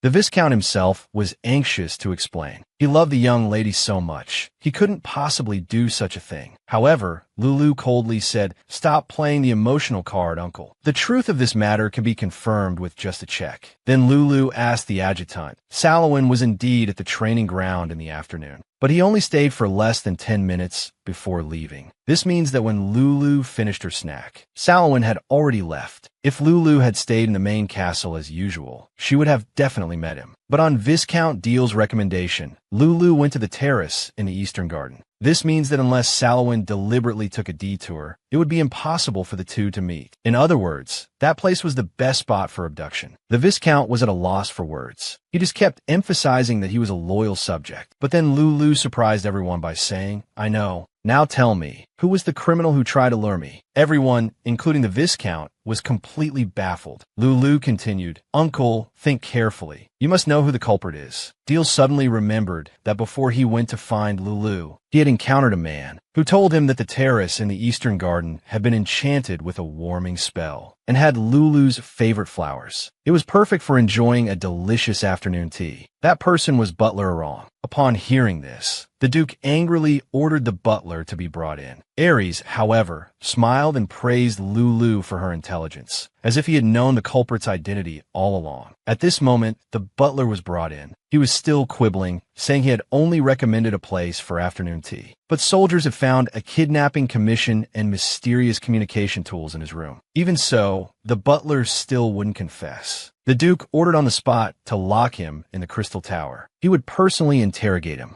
Everyone was shocked by Lulu's intelligence. Deal felt this even more strongly. He burst into tears on the spot. He even worshipped Lulu like a saint, thanking her for her deep trust. He was the very picture of a fanatical fan. Seeing this, the Duke directly ordered him to be dragged away. Then, with a gloomy face, he said, "Now that the culprit has been caught, you will use your lives to take responsibility for your negligence." The 4-year-old Duke's daughter was kidnapped at home. This made the daughter-doting Duke very angry. He immediately demanded that his retainers commit suicide to atone. Everyone was trembling with fear. Lulu, not wanting to implicate others, hurriedly explained that it was her own wandering that caused this incident. But the Duke didn't accept this explanation, as his daughter was just moving around at home. "I hired them to ensure your safety. You're so smart, you should understand what I mean." Lulu knew that in this situation, she could only use that move. So with teary eyes, she said, "Is it because Lulu didn't stay obediently in her room that you want to scold big sister and the uncles? If that's the case, Lulu will stay in her room for the rest of her life. After all, it's all Lulu's fault." However, things didn't develop as she imagined. Brother Aries actually said this idea wasn't bad. "My dear sister, I will send the sky, flowers, and jewels to your room." Lulu was already screaming internally. On the surface, she could only continue pretending. Then Lulu might die soon from lack of exercise. "It seems I can only say goodbye forever to Dad and brothers." Upon hearing this, both of them were stunned. They immediately changed their minds and announced they would deal with it another day. Everyone couldn't believe it. The usually autocratic Duke actually canceled the punishment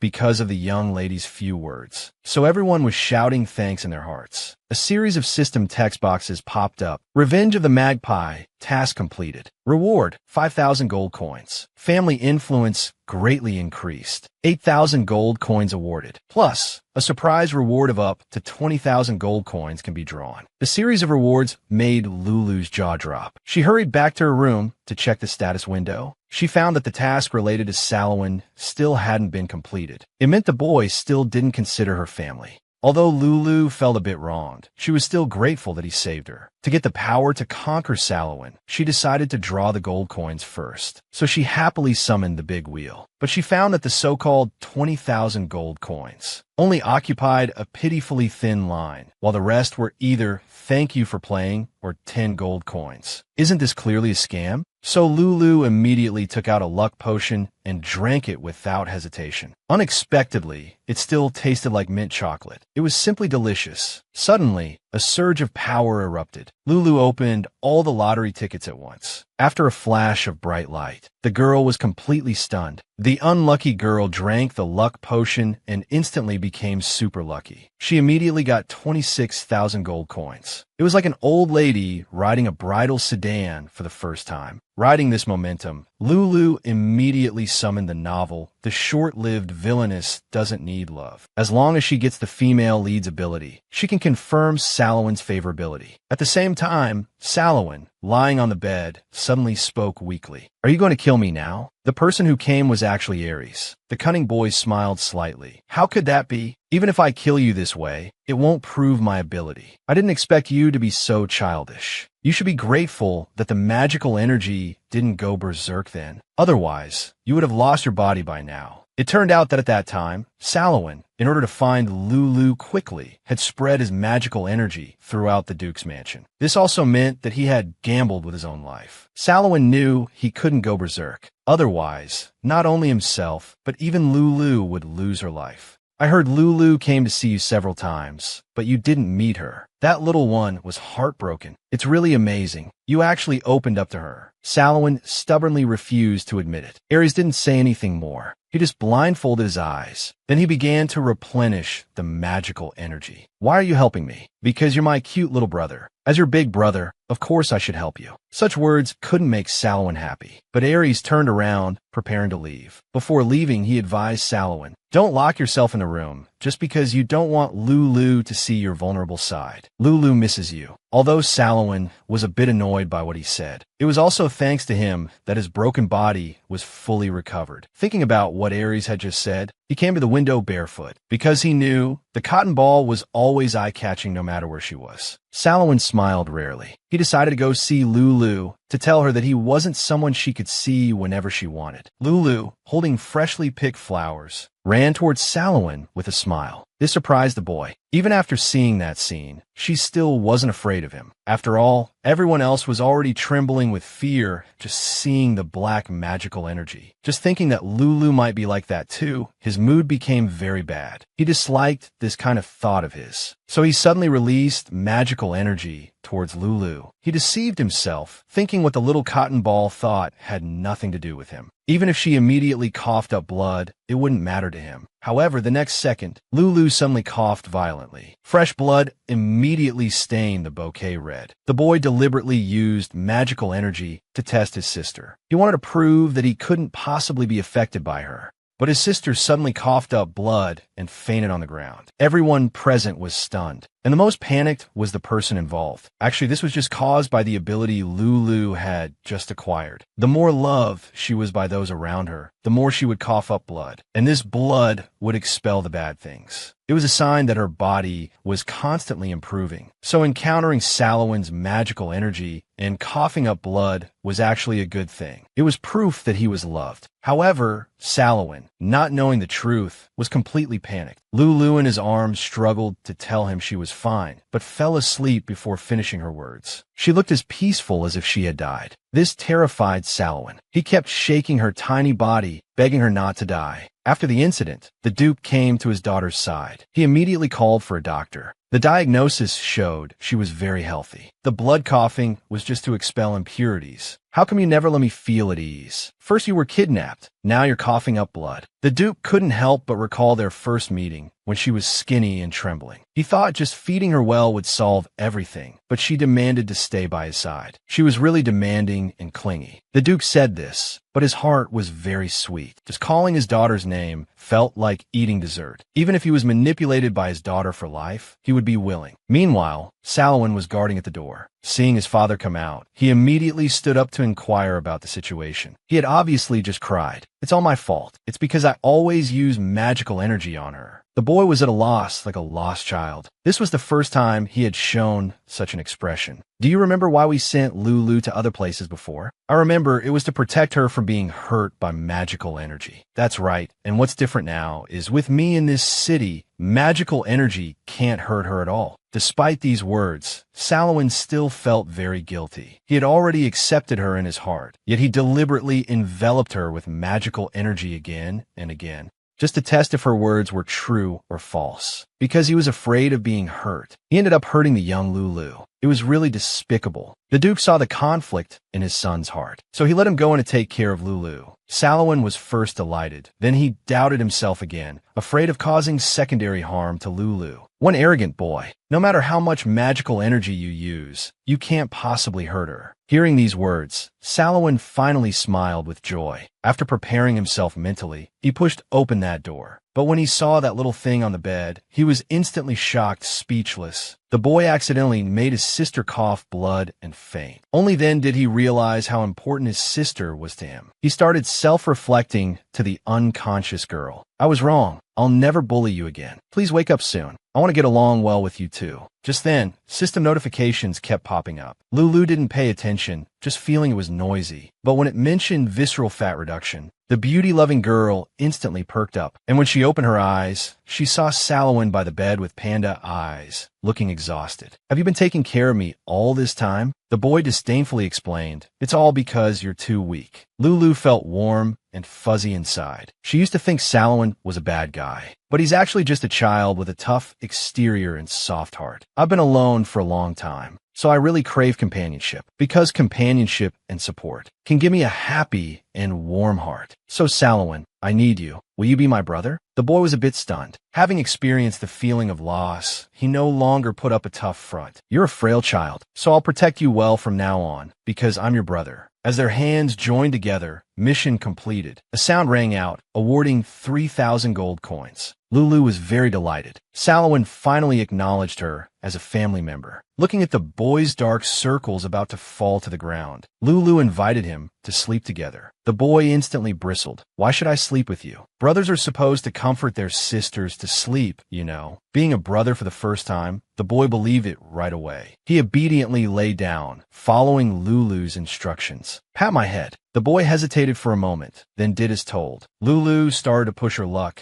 Now do a front flip, then a back flip, and clap 3 times in the air. Obviously, the boy didn't fall for it. Good night, Salowin. The two siblings fell asleep, smiling at each other. Suddenly, the sleeping Lulu found herself in an unfamiliar place. That self-proclaimed angel boy appeared again. Lulu angrily pulled him down quickly. You came at the right time, you big liar. You've caused me so much trouble. The boy looked wronged. Haven't I kept my promise? I gave you a noble birth, a handsome brother and father, and even my abilities. Lulu was stunned for only a second. She immediately saw through his scheme. The angel hurriedly fled, saying he only gives a 10 when he sees a handsome face. Otherwise, it's always 0. Lulu scoffed, saying handsomeness is a perk. If you have a problem with it, just be more handsome yourself. The angel grumbled dissatisfiedly. Wait until I find my true form. You'll definitely. Before he could finish, the dream began to collapse. Oh no, I haven't even started to say the important things, and time's already up. I believe you can do it. Lulu had no time to react before she suddenly woke up from her dream. The bed was covered in flowers. What's going on? The girl and her brother reconciled and fell asleep together. When she woke up, she found the bed covered in flowers, thinking she was still dreaming. Just then, a maid came in, saying these were all sent by her brother Salowin. The girl was touched for only a second. She doubted even more that she was dreaming. After all, Salowin was unlikely to do such a thing. The maid speculated that these flowers were the young master's way of accompanying you in his absence. If we hadn't come in, he would surely have waited until you woke up before leaving. Looking at the flowers in her hand, Lulu felt a warmth in her heart. Meanwhile, in a building of the Duke's mansion, a group of people were having a secret meeting. They marveled at the recent drastic changes in the Duke's mansion and the Duke himself, especially how the Duke would now use words like meal. More importantly, his extreme doting on the little maid. Some speculated it might be because at just 4 years old, she was able to claim property from Marquis Talenka's family. And this was without any inheritance education. It said someone has already applied to assist her. That person is likely Deal himself. Although he seems a bit mentally unstable, it's undeniable that he's a genius. We thought the maid, born without magical energy, wouldn't threaten the inheritance situation. Now it's not so certain. To reduce variables, it seems we need to nip this potential threat in the bud. Surprisingly, the one presiding over this meeting was Ares. At this moment, the oblivious Lulu was busy upgrading her abilities. Unexpectedly, the usable ones increased to 2. Now, she can check the purchased novels at any time. This means she can use previous abilities without spending money. Just as she was delighted about this, a message made her expression change dramatically. Please be prepared for the moment when the world is swallowed by darkness. With Lulu's keen sense from reading countless novels, she guessed there would be a risk of destruction here. The next second, a message deeply shocked her. Your family and loved ones will all fall in the cold north wind. Lulu could hardly imagine this scene. To protect these important people, she decided to improve. When that day comes, she wants to have enough power to fight against fate. So she raised both hands and accepted all the tasks. Now, even if there's no punishment for refusing difficult tasks, she will face them head on. Suddenly, a new task popped up. It was full of simple interactions. Lulu was somewhat touched and decided to bite the demon a little lighter next time they meet. Soon, the Duke's large regular meeting was held as scheduled. The Duke made a dazzling entrance carrying young Lulu. Everyone immediately started discussing, but dare not say anything. Only one retainer presumptively stepped forward, stating that Lulu didn't even have a position, so she wasn't qualified to attend. The Duke was instantly angered upon hearing this. He stared at the man, coldly saying, "Your mouth stinks. Did you not brush your teeth?" The usually fierce Duke, to support his daughter, actually scolded a retainer for not brushing his teeth during the meeting. At these 3 words, the retainer was petrified on the spot. Salowin, meanwhile, was shaking with laughter. Winston consciously thought, how could you not brush your teeth properly? The man was flushed red with embarrassment, while those present whispered among themselves. Usually, young Master Salowin doesn't attend these regular meetings. It's unprecedented that he came today. It seems changes are about to happen within the Duke's household. Soon, the meeting officially began. The Duke announced his plan to establish an advisory team for his daughter. This was undoubtedly met with opposition from others. After all, Lulu was still young, and without magical energy, she was an ordinary child. Deal, as a member of the fan support club, immediately disagreed. How dare you say that about the young lady who is so excellent? Lulu, sitting to the side, found it very strange. Why were the elders all silent? Logically, they should have been the first to stand up in opposition. Could this be a test? To see if she's qualified to have her own advisory team? And this test must be for her to catch the traitor in the Duke's mansion. After all, if there were no insiders in the Duke's mansion, it would be impossible for the butler to carry out the kidnapping so easily here. Moreover, the Duke's mansion couldn't have no supervision over the child support payments. So this proves there are Talenka's moles here. It seems that to pass this silent test, she needs to have her own team. Lulu confidently guessed that this was how things were. Father must believe that even without any explanation, I can discover this test. It's the first time someone has such high expectations of me. So Lulu happily kissed her father on the cheek and completed the task at the same time. The Duke smiled with satisfaction. Only the retainers were left shocked. Soon the meeting ended. Lulu decided to do tasks that could be completed quickly first. That is, to be recognized as a family member by Brother Aries. She happily chased after him, inviting her brother to have afternoon tea together. The boy's expression as he turned his head, however, made her freeze on the spot. The next second, Aries put on an angelic smile again.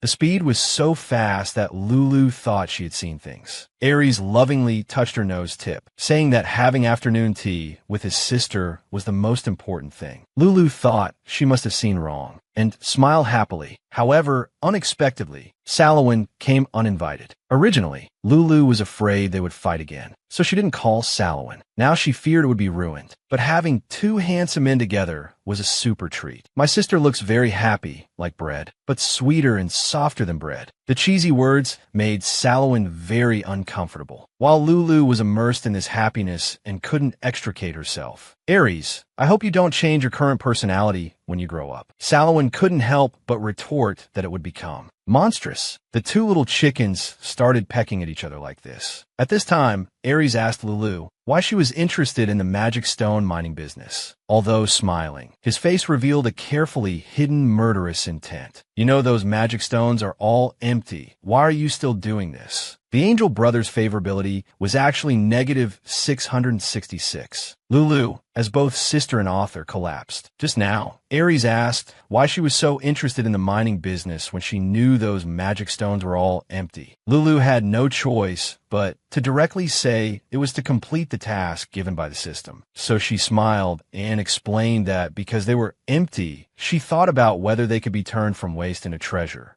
If successful, it could become a money tree. Aries had a look of sudden realization. He smiled and praised her for her courage. Another strong sense of discomfort rushed to her heart. Even though Aries was smiling very gently, it had been like this since their first meeting, including now. He was still taking care of her. Why did she have this feeling? She carefully asked Aries, "You are my family. You're my brother, right?" The boy smiled very gently, saying it was all a matter of course. However, the task completion prompt box still didn't pop up. What was going on? Aries continued to express affirmation. "Why are you suddenly asking me this, my cute sister?" Salowin on the side finally couldn't stand it anymore. He stood up and exposed him. "Your acting is getting better and better. Why don't you take off that disgusting mask now? You actually knew someone had sneaked into the mansion that day, right?" Aries looked very surprised. Then he smiled and said, "When did you become so smart?" Suddenly, the system popped up that the Revenge Magpie task was completed. This meant that Aries was involved in the kidnapping incident. It turned out that Aries would always lay a circle of magical energy around the Duke's mansion. It was impossible not to sense an intruder. Lulu looked at Salowin, standing in front of her, feeling very emotional. The system suddenly popped up a prompt. "You are no longer alone now." So Salowin was really protecting her, but she still wanted to ask clearly. "So, Aries, you knew I would be kidnapped all along." The exposed boy stopped pretending. A favorability maintenance 666 sign suddenly appeared above his head. "I originally wanted to play the good brother game a bit longer. Now it's ruined." Lulu saw the negative 666 instantly break down. Regardless of whether her identity would be exposed, she kept voicing the author's thoughts. "How could you do this? I gave you my body and heart. I raised you with such effort." Both of them looked bewildered. Lulu kept asking what negative 666 meant. "Am I a demon? Do you hate me that much? You were the one who seduced me first, you country-toppling, city-ruining demon. The angel brother's favorability towards her was actually negative 666. As a fan club member, Lulu lost it completely. She kept outputting insults that sounded nice one after another. You country-toppling, city-ruining demon. You nation-wrecking, people-harming vixen. You peerless beauty of both talent and looks. Salomon couldn't bear to listen anymore. He quickly reminded his silly sister that these words weren't insults at all. Lulu reluctantly questioned, "So you've hated me from the beginning?" After getting an affirmative answer, she continued to ask, "What did I do wrong? Is it because I was born without rapport? Or do you think I'm not father's biological daughter?" At this point, Lulu was about to cry from sadness. But Ares asked back, "What are you talking about?" "It's precisely because you are of Paladon's bloodline that I dislike you. Because siblings are competitors. In the end, only one person can become the family head." Lulu was a bit confused for a moment. So, it was because Ares acknowledged her as a family member that he'd dislike her like this. He didn't think of her as a flawed product without magical energy like others did, but as a competitor standing on the same starting line. She quickly rushed forward, asking, "What if I say I'm not interested in the position of family head at all? Would you put aside your hostility towards me and accept me?" Ares, who had been exposed, was instantly annoyed. But Lulu's next words made him stay in place. "If I say that, you'd be unhappy, right? A competitor voluntarily giving up actually makes you very upset, right? Do you know why? Because you've already started to like me. So prepare yourself, because I will accept this competition." Lulu planned to leave coolly like this. However, the next second she activated her ability again and fell to the ground coughing blood. Salomon was terrified, and in the last second before fainting, Lulu seemed to see Ares' favorability constantly changing. The anxious Salomon angrily blamed Ares. Normally, Ares would definitely smile and say some sarcastic words. But today he not only remained silent, but also showed an expression never seen before. After who knows how long, Lulu finally woke up from her sleep. As soon as she opened her eyes, she saw Ares by the bed. The favorability above his head had risen slightly. She sat up abruptly. Ares hurriedly asked why she was getting up when she had just coughed up blood. Then he immediately pushed her back onto the bed. "Ares, are you angry? What are you going to do?" "I'm going to find the traitors who abused me together and make them pay the price they deserve." This was very similar to Ares. So she proposed a temporary alliance. Lulu's mischievous expression made him a bit embarrassed, and the favorability was also fluctuating sharply up and down. It gave the impression of forcing himself to dislike Lulu.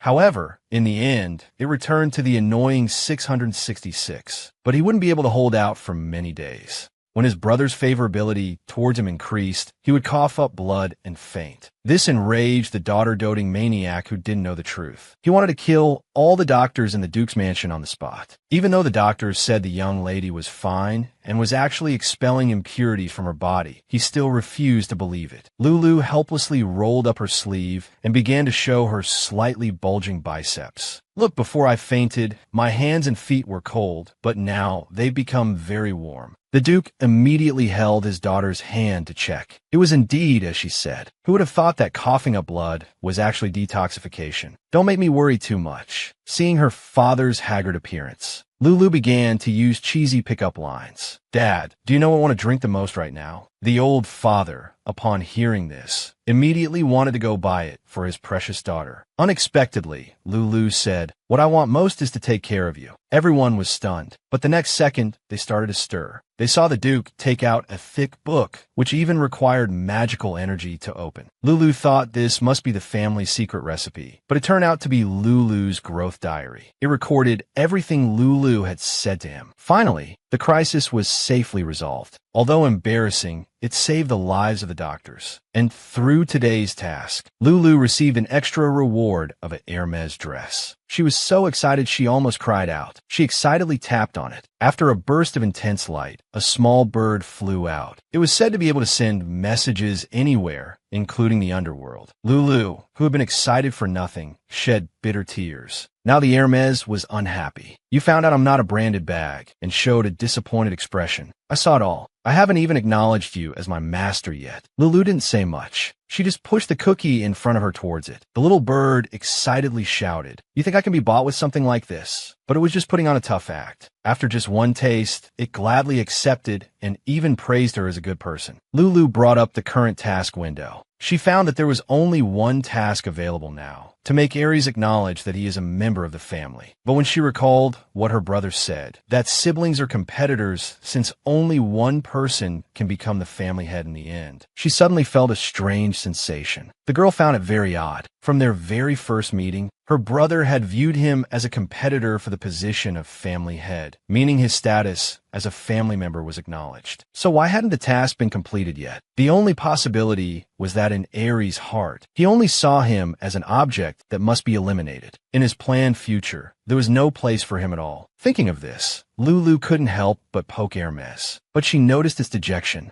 She quickly comforted it. "After we meet 3 more times, I'll let you call me by my nickname." The girl realized that in Aries' world, there was no concept of family at all. This was a sad thing. Just then, Salon arrived. Lulu quickly ran towards him, asking if having a family was a good thing. Right? Isn't it great? The boy's ears instantly turned red, and he shyly turned his head away. After being hit on the mark, he'd sunder a ly, stomped his feet. Suddenly, he asked very curiously, "I heard you really like to drink something. What exactly is it?" Everyone was discussing it enthusiastically, but no matter how I asked, they wouldn't tell me. Lulu instantly broke into an embarrassed cold sweat. She didn't want to bring up such an embarrassing thing again. But when Salomon looked sad because of this, she softened her heart. Embarrassing or not, she decided to go all out today. So she demonstrated what cheesy pickup lines were. Salomon was instantly struck by Cupid's arrow. Damn it, this is too cute. Great, another one has gone crazy. At this moment, Aries recalled his last conversation with Lulu. His heart suddenly became very conflicted. Could it be that, as the little one said, he was slowly starting to like her? As he was thinking, he had already arrived at Lulu's room. The girl happily greeted him. After Aries sat down, she immediately asked a question. "So who is the insider colluding with Talenka? It seems you're very sure I've found out who it is. Why is that?" Lulu instinctively said from her heart, "Because you're very smart." Aries clearly hadn't expected this kind of reason. The favorability meter above began to spin rapidly. The girl began her first collaboration with her brother to catch the thief. Just by praising him as smart, she made her brother secretly pleased, raising his favorability by over 200 points. Although he was happy inside, he didn't want to alert the enemy. She even asked her brother for the work logs. Aries knew the reason, but still cunningly asked her to explain. Lulu didn't expose this either. Every quarter, the Duke's mansion would provide a large sum for child support. So, they must have received reports on its proper use, right? Indeed, Aries had already thought of this. After comparing the details, he found no flaws in the reports. It seemed the traitor wasn't among this group of staff. Then I want the list of auditors for the past 3 years. They must have investigated Talenka's mansion, right? After getting an affirmative answer, Lulu's eyes instantly welled up with tears. She once thought she had been abandoned, praying for someone from the Duke's mansion to appear. She didn't need to be taken back. Just knowing she wasn't abandoned was enough. It turned out they really had sent auditors. You were deceived by these people. Aries immediately frowned. Was it that bastard who told you nonsense about being abandoned? No one can abandon you.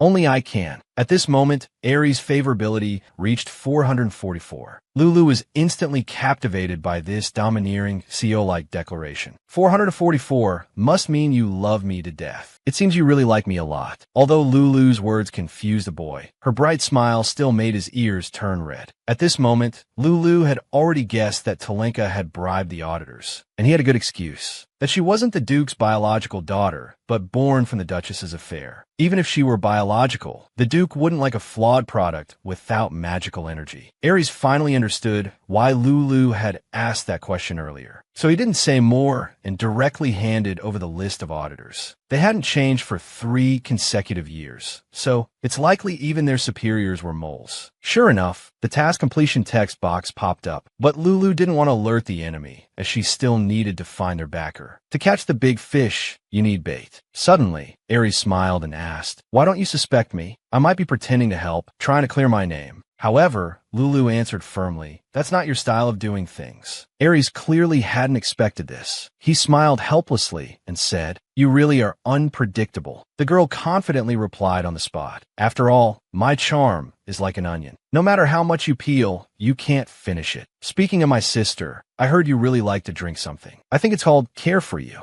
Damn it, this joke just won't go away." Aries smiled like an angel. "So which one do you want to care for?" This alluring smile made Lulu inwardly shout, "What a country-toppling, city-ruining cunning fox." The girl completed the task and gained a special ability from a novel. She could automatically collect others' income tax, which means tracking funds. Although not as convenient as the Emperor's Eye, it was still very useful. However, it could only be used face-to-face. The person behind it was probably at the elder level. The earliest they could meet would be at the next meeting. Lulu asked Aries when she could meet important family members. That's when she learned about the upcoming New Year's banquet, which would be a good opportunity. "Are you looking forward to it?" "Of course. The banquet hall will surely be beautifully decorated, right? Everyone will be dressed up, elegantly greeting each other." "What else are you looking forward to, my sister?" Behind the elegance is the undercurrent of social power struggles. Another battlefield, a cruel world where daggers are hidden on the tip of the tongue, attacking each other. This is the politics of the social world. Lulu's age-inappropriate remarks and constantly changing expressions surprised Aries. Fortunately, the girl quickly returned to her normal childlike demeanor. "There will definitely be all kinds of delicious food at the banquet, right? Will there be a chocolate fountain?" Aries affectionately stroked her face. He said that although they didn't have one before, if his sister wanted it so much, he would have it prepared. Lulu happily hugged him, but was met with Aries' cold and serious expression. However, the girl was already used to it. "Will all the family retainers attend?" "The attendance rate will be higher than the monthly meetings. Even retired elders will come." Lulu was overjoyed. Now she could investigate their illegal income one by one.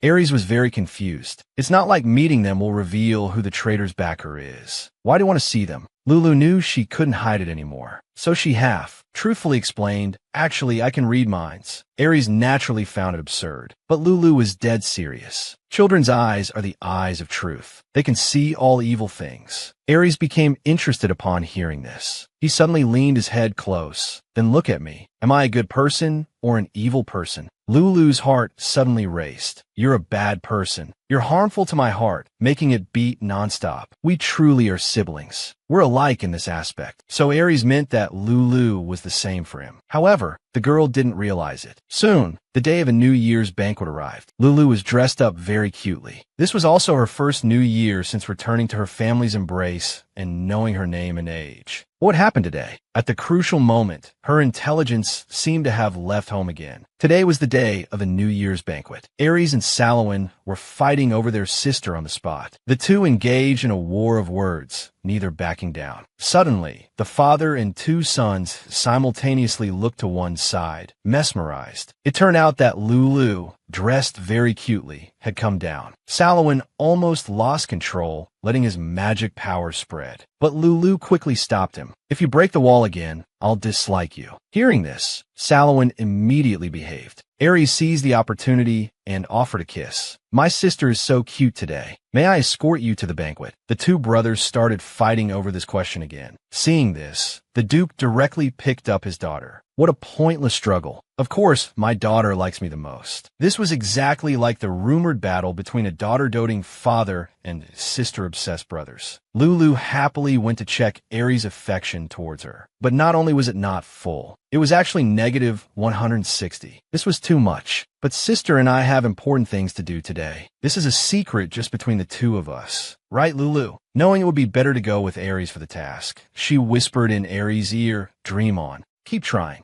I still haven't forgiven you."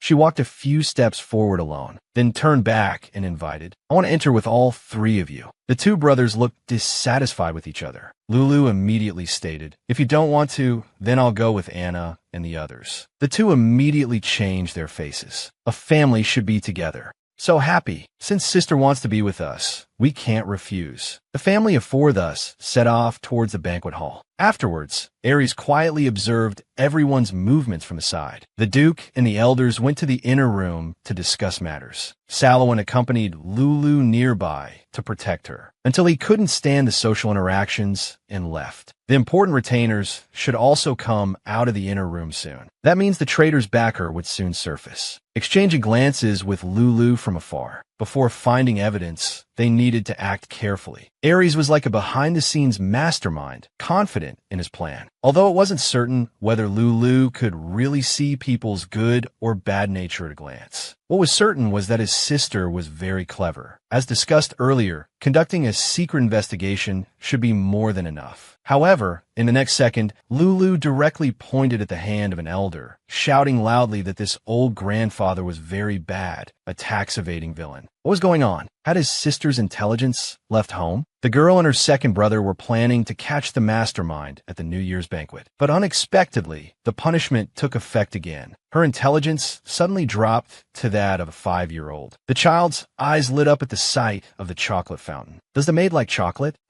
Because Ares prepared this for me. It seems a young lady really likes young Master Ares. Of course I do. Her innocent and adorable appearance melted everyone's hearts. They unconsciously started playing with her. Just then, the elders came out from the inner room to greet her. Lulu quickly went forward and respectfully introduced herself. One person praised her cuteness, while another complained about her noisiness. The difference in attitudes was very obvious. Grandpas, are you people of high status? After receiving an affirmative answer, Lulu tried hard to remember what to do after meeting people of high status.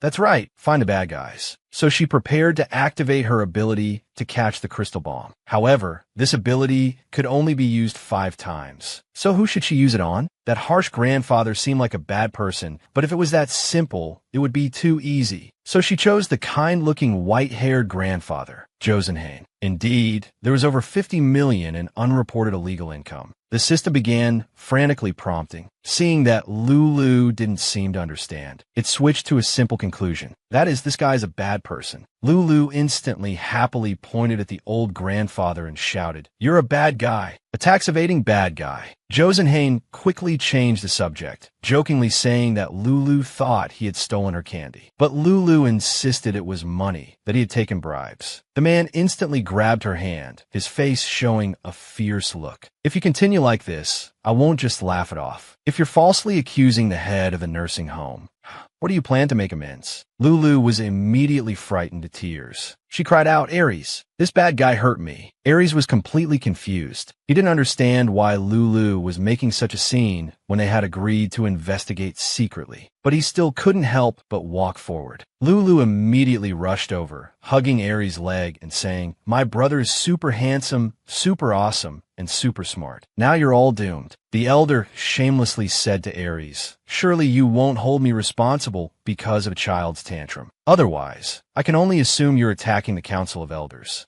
Ares knew that pursuing this without any evidence would be insane. Not only would it be unhelpful, but it would also backfire. He had to retreat quickly, but seeing his sister looking so pitiful and her eyes full of absolute trust, Ares' heart suddenly softened. His favorability finally returned to positive. So he made a decision very unlike himself to stand up for his sister. Without evidence, it was certainly impossible to convict the Count. The elder thought he was safe now, but unexpectedly, Ares said, "But my sister is crying." Her disliked cunning brother was finally won over. The favorability directly skyrocketed off the charts. Just now, Ares unusually defended his sister in public. Everyone was discussing, does this mean Count Josenhain will be expelled from the family? Is this a declaration of war against the Council of Elders? The Count also tried to control the direction of public opinion. This made other elders more dissatisfied. At least they should follow proper procedures. Treating the Council of Elders so casually was very disrespectful. However, this didn't stump Ares. Count Josenhain is just the head of the Council of Elders. Questioning him doesn't mean implicating the entire council. Or is the whole council the Count's private property? Instantly, everyone fell silent. Only Count Candor actively tried to curry favor. Didn't the young master say he only suspects Count Josenhain? I've never taken money with him. Have you? This was clearly a warning. Since he had spoken up, they couldn't touch the council anymore. Now, Josenhain's plan was foiled, but he was certain Ares had no evidence. Otherwise, he would have presented it already. Just then, the Duke came out from the inner room. Josenhain was about to complain, but Lulu beat him to it and accused first. Dad, this bad grandpa hurt me. The Count was inwardly mocking Lulu's clumsy tactics, but unexpectedly, the Duke looked at him with murderous intent. Suzo reminded him that it was the young lady who first accused the Count of taking bribes, but the Duke unconditionally believed the Queen. At this, Lulu immediately started pointing fingers. I saw these people in my uncle's house. It's those two uncles. I even overheard their conversation with my uncle. They asked how things were being handled. They also said with Count Josenhain's backing, there was nothing to worry about. The Count still wanted to struggle. After all, it's impossible to convict based on one-sided words. Are you saying my daughter intentionally framed you the first time she met you? Why would she do that? Under the powerful pressure, the man slipped up. The young lady showed great ambition for business. So she must want to make an example of me by expelling me. The Duke laughed at this clumsy excuse. You're saying she doesn't want to win over you, the head of the Council of Elders, but instead wants to offend you? This method seems too reckless. Lulu, who was treated like a fool, also angrily jumped out. She even wanted to show him what real framing was. Seeing everyone staring at her, she immediately blushed with embarrassment. Lulu is kind. She's an angel without wings. It's all because this grandpa is too bad. The father and son just laughed at him like this. Lulu is now sweating profusely. Fortunately, when Dad came just now, he had lifted the punishment status. Otherwise, it would have been even more embarrassing. I am sorry, Ares. I didn't mean to, but I'm really happy that you stood up for me.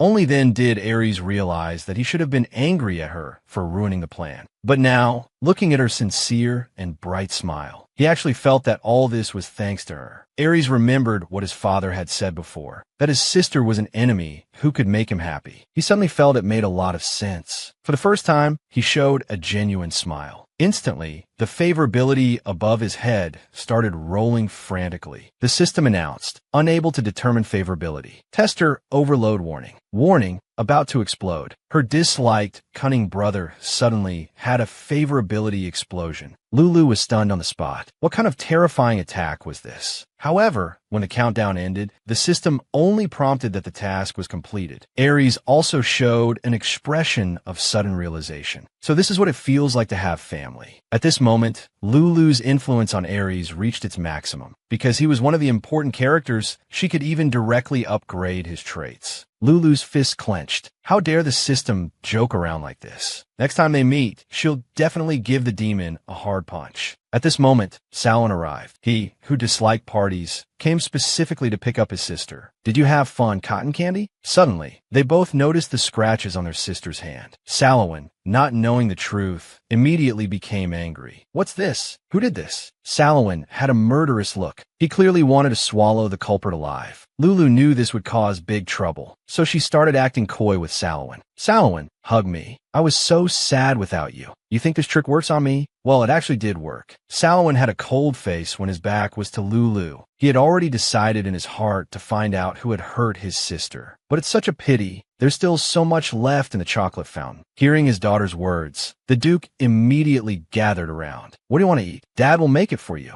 I want to eat banana. After saying this, she walked towards a chocolate fountain, shocking everyone. The Duke, without a second word, started making it himself. This stunned everyone except Lulu. Sally asked, then what do you like? He actually wasn't interested in these things. But if he had to choose, it would definitely be soft cotton candy like Lulu. Dad, Salwin likes cotton candy. Let's make him a rabbit-shaped cotton candy. Salwin was about to refuse, but he wasn't given the chance. The next victim was Ares, but the boy firmly expressed his disinterest. Salwin immediately fanned the flames from the side. This guy is so mean. It seems he doesn't want what you're giving. That means he doesn't like you. Lulu immediately looked like she was about to cry. Ares had no choice but to reluctantly agree. The girl immediately arranged a lamb-shaped cotton candy. Is it because I have curly hair? No, it's because you look docile like a lamb, but actually have a bad temper. Even with such teasing, Ares wasn't annoyed at all. Then I'll make dads. It's a little kitty. The Duke was stunned, not understanding how his image could be like this. Everyone else burst into laughter. The harmonious scene was hard to imagine. Lulu was extremely happy. With dad and brothers here, I'm really too happy. I believe every day in the future will be this happy. However, the next second, she was transported back into the dream. The demon suddenly appeared beside her. Smiling, he said, "We meet again. How about it? I'm handsome when I grow up, right?" After a long 50 episodes, we finally catch a whiff of the male lead. Just now, the angel who was originally a child suddenly grew up. Lulu was momentarily stunned, staring at him. Seeing this, the angel cheekily covered himself, as if he had encountered some big pervert. This angered Lulu, who immediately gave him a big slap. Still not satisfied, she followed up with a series of punches. "You wet behind the ears, brat. What nonsense are you spouting?" The angel pitifully covered his head and complained, "You're so mean. I'm a kind angel." However, Lulu's words made him want to spit blood. "How strange. You don't look pitiful at all. In fact, you look quite detestable. So why did you call me here? Is danger approaching?" "What danger? Can't you just say something is going to attack humans?" "If you can't say that, then what can you say?" Lulu was almost speechless. The angel then slowly said, "The greater your influence becomes, the looser the causal laws binding me will be. At that time, I can tell you more information." The words causal laws seemed to suddenly enlighten Lulu. Based on her years of experience, she must be the female lead in a fantasy novel. "I've seen through your pattern. Actually, the moment I crossed over here, I became the protagonist." "So what's the protagonist's mission?" "Of course, it's to save the world." The angel was stunned. Although the process was a bit off, the result seemed to be correct. It turned out the angel came today to warn her that a young man possessed a very powerful and dangerous force.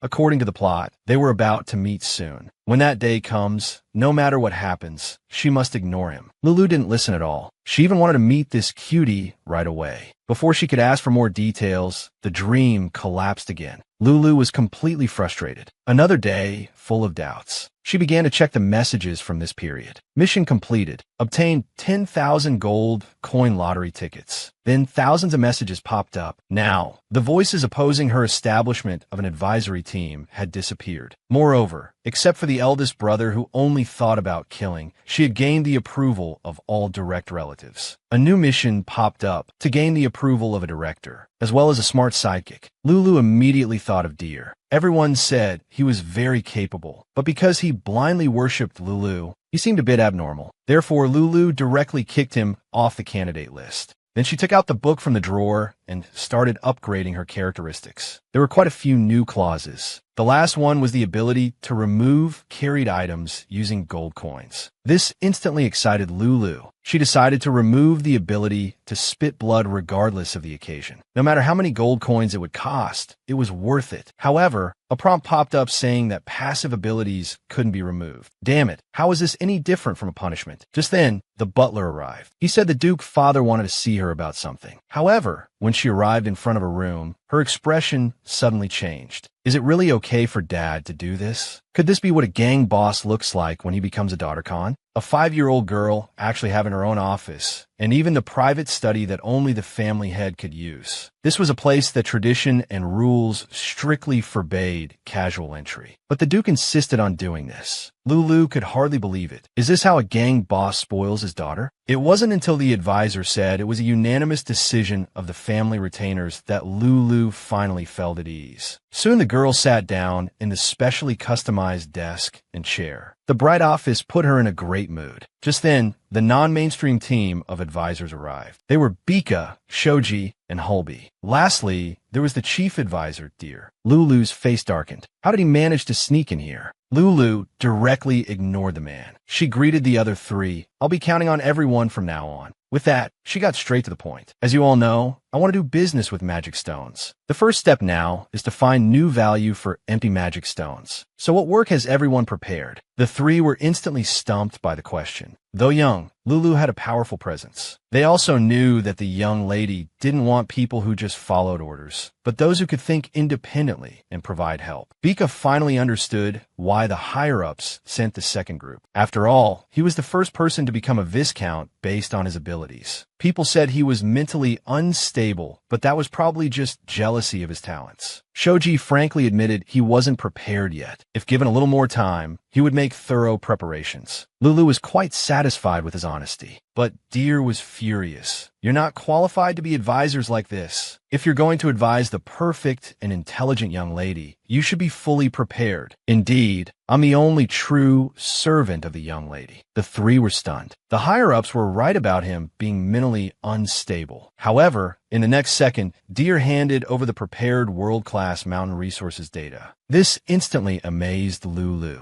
How could this perverted guy be so capable? So she began to examine everything from magic stone samples to an overview of the mine data, and even secondary processing methods. Deer had prepared everything in advance. Finally, Lulu tried to challenge him by asking for an unrelated afternoon tea. Deer calmly produced her favorite kind. How could someone have such perfect abilities? It was like someone offering a pillow just as she was about to doze off. What did it matter if he was a bit abnormal? Very well, you've passed. With that, Lulu accepted this group of ninja turtle combination. Suddenly, Deer's eyes lit up. Then please share that with me too. The oath you only share with his lordship. Lulu was extremely embarrassed and immediately asked the other three to leave. They all speculated about what important oath it could be. They were determined to gain recognition someday too. A world where only Lulu was hurt was achieved. However, Deer suddenly became serious and said, "Besides this, I have one more request." At this time, her two brothers had already arrived outside the door. They were competing for their sister's affection. The Duke suddenly appeared, stating that his daughter loved Dad the most. However, the next second, Lulu's office door suddenly opened. The father and two sons were so shocked they couldn't speak. The man was willing to go through fire and water for the girl, but he only wanted a painting. Although it was painted quite abstractly, he was still overjoyed. He vowed to dedicate everything to it. However, when he happily walked out the door, he encountered the crazed father and sons. Before he could react, he was surrounded. It looked like they were about to torture him. Meanwhile, Lulu inside was unaware of what was happening outside. She was just holding an empty magic stone, deep in thought. This business, which even a passing dog would know was doomed to fail, how could it be made valuable? At times like this, she definitely needed to use her cheat ability. You can ask the author to personally break the logic. Female protagonist, please lend me your powerful financial luck. With a system sound, the ability was successfully granted. Lulu eagerly designated the magic stone in her hand. Instantly, the magic stone began to glow, and Lulu saw a path paved with money. It turned out that the magic stones weren't without magic. The magic just hadn't been awakened yet. Moreover, the purity of the magic inside was actually many times higher. This was the ability of the female protagonist in novels to break logic. The little devil in Lulu's heart began to dance. Of course, this kind of information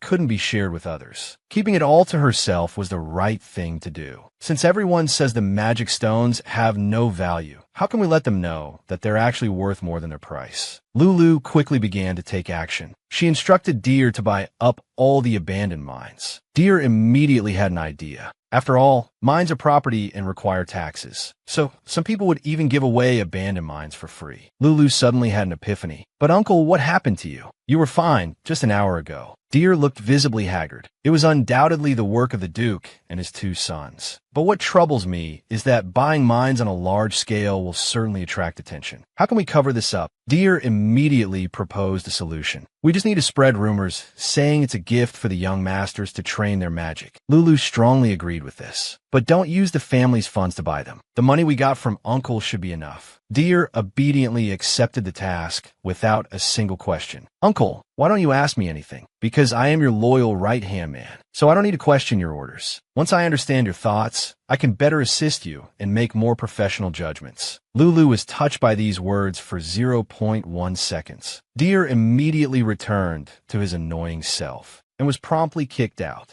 At this time, Lulu thought of another person she could extort money from. It was the head of the Council of Elders from last time, so she went to the dungeon alone. She began to collect taxes from a man. Since there was no ready currency, food was used instead. This is known as the legendary seal tax. Although Lulu had no right to collect taxes in reality, these things could still be directly transferred to her hands. The system explained that this was behavior recognized by the Alantwal Empire. Lulu's little head froze for a second. She suddenly remembered the plot from the novel, The True Tyrant. She broke down, realizing this wasn't taxation at all, but blatant theft. The girl used the ability from the novel to collect taxes from the man, not realizing it was actually an act of theft. She was so angry she was about to curse. But come to think of it, this old man had embezzled quite a lot. The list of collected food items was endless. Suddenly, Daphne's necklace at the top caught her attention. Could this be the legendary elf, Daphne? This is the kind of item that should appear in a fantasy novel. So she eagerly reached out to collect it. The next second, a necklace appeared out of thin air. Lulu curiously opened the box. The portrait inside the pendant instantly piqued her interest. Meanwhile, inside the Council of Elders, everyone was heatedly discussing Johansson's bribery case. Both sides were sticking to their own words. And now, Count Caldo had become the only person with real power. At this moment, he saw Lulu by the window. He immediately frowned. He quickly drew the curtains.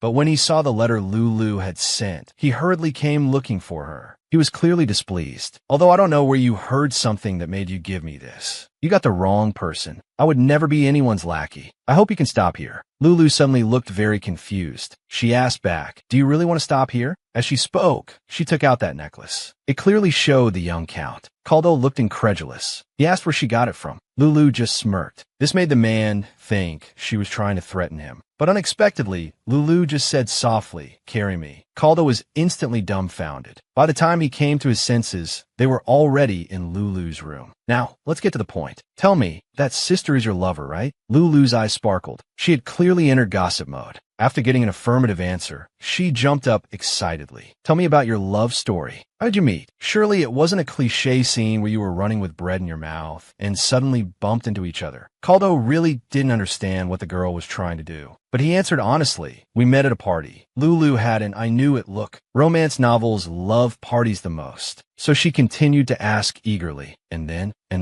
Caldo became more and more confused. What did this strange child want to do? But his long-buried memories were now vividly resurfacing. The girl unexpectedly discovered that a necklace was actually connected to a horrific human experiment. Count Caldo began to tell the story of himself and his wife. At a dinner party at a noble's house, he went out for some air and was accidentally hit on the head by a high-heeled boot. The culprit was just sitting on the ground, ordering him around. As a gentleman's upbringing, Caldo symbolically asked if she needed help. Unexpectedly, the girl was not at all polite. Caldo didn't refuse either. He directly picked her up in his arms. The whole time, he had a keep-away look. Even when Daphne apologized to him, he didn't say a word more. But fate is so wonderful. Caldo, who never got close to women, fell in love just like that. Lulu was absolutely satisfied. This is the destiny that should be in romance novels. "I didn't expect you to be so romantic, old grandpa." Caldo remembered that Daphne had said such things too. His expression unconsciously softened. "Maybe I wasn't romantic enough. Otherwise, she wouldn't have left me." Not long after the wedding, Caldo received that blood-stained wedding ring, along with news that his wife had eloped with a secret lover and died in a monster attack. Lulu tilted her head and refuted. That sister didn't die from a monster attack. The man's aura instantly turned cold.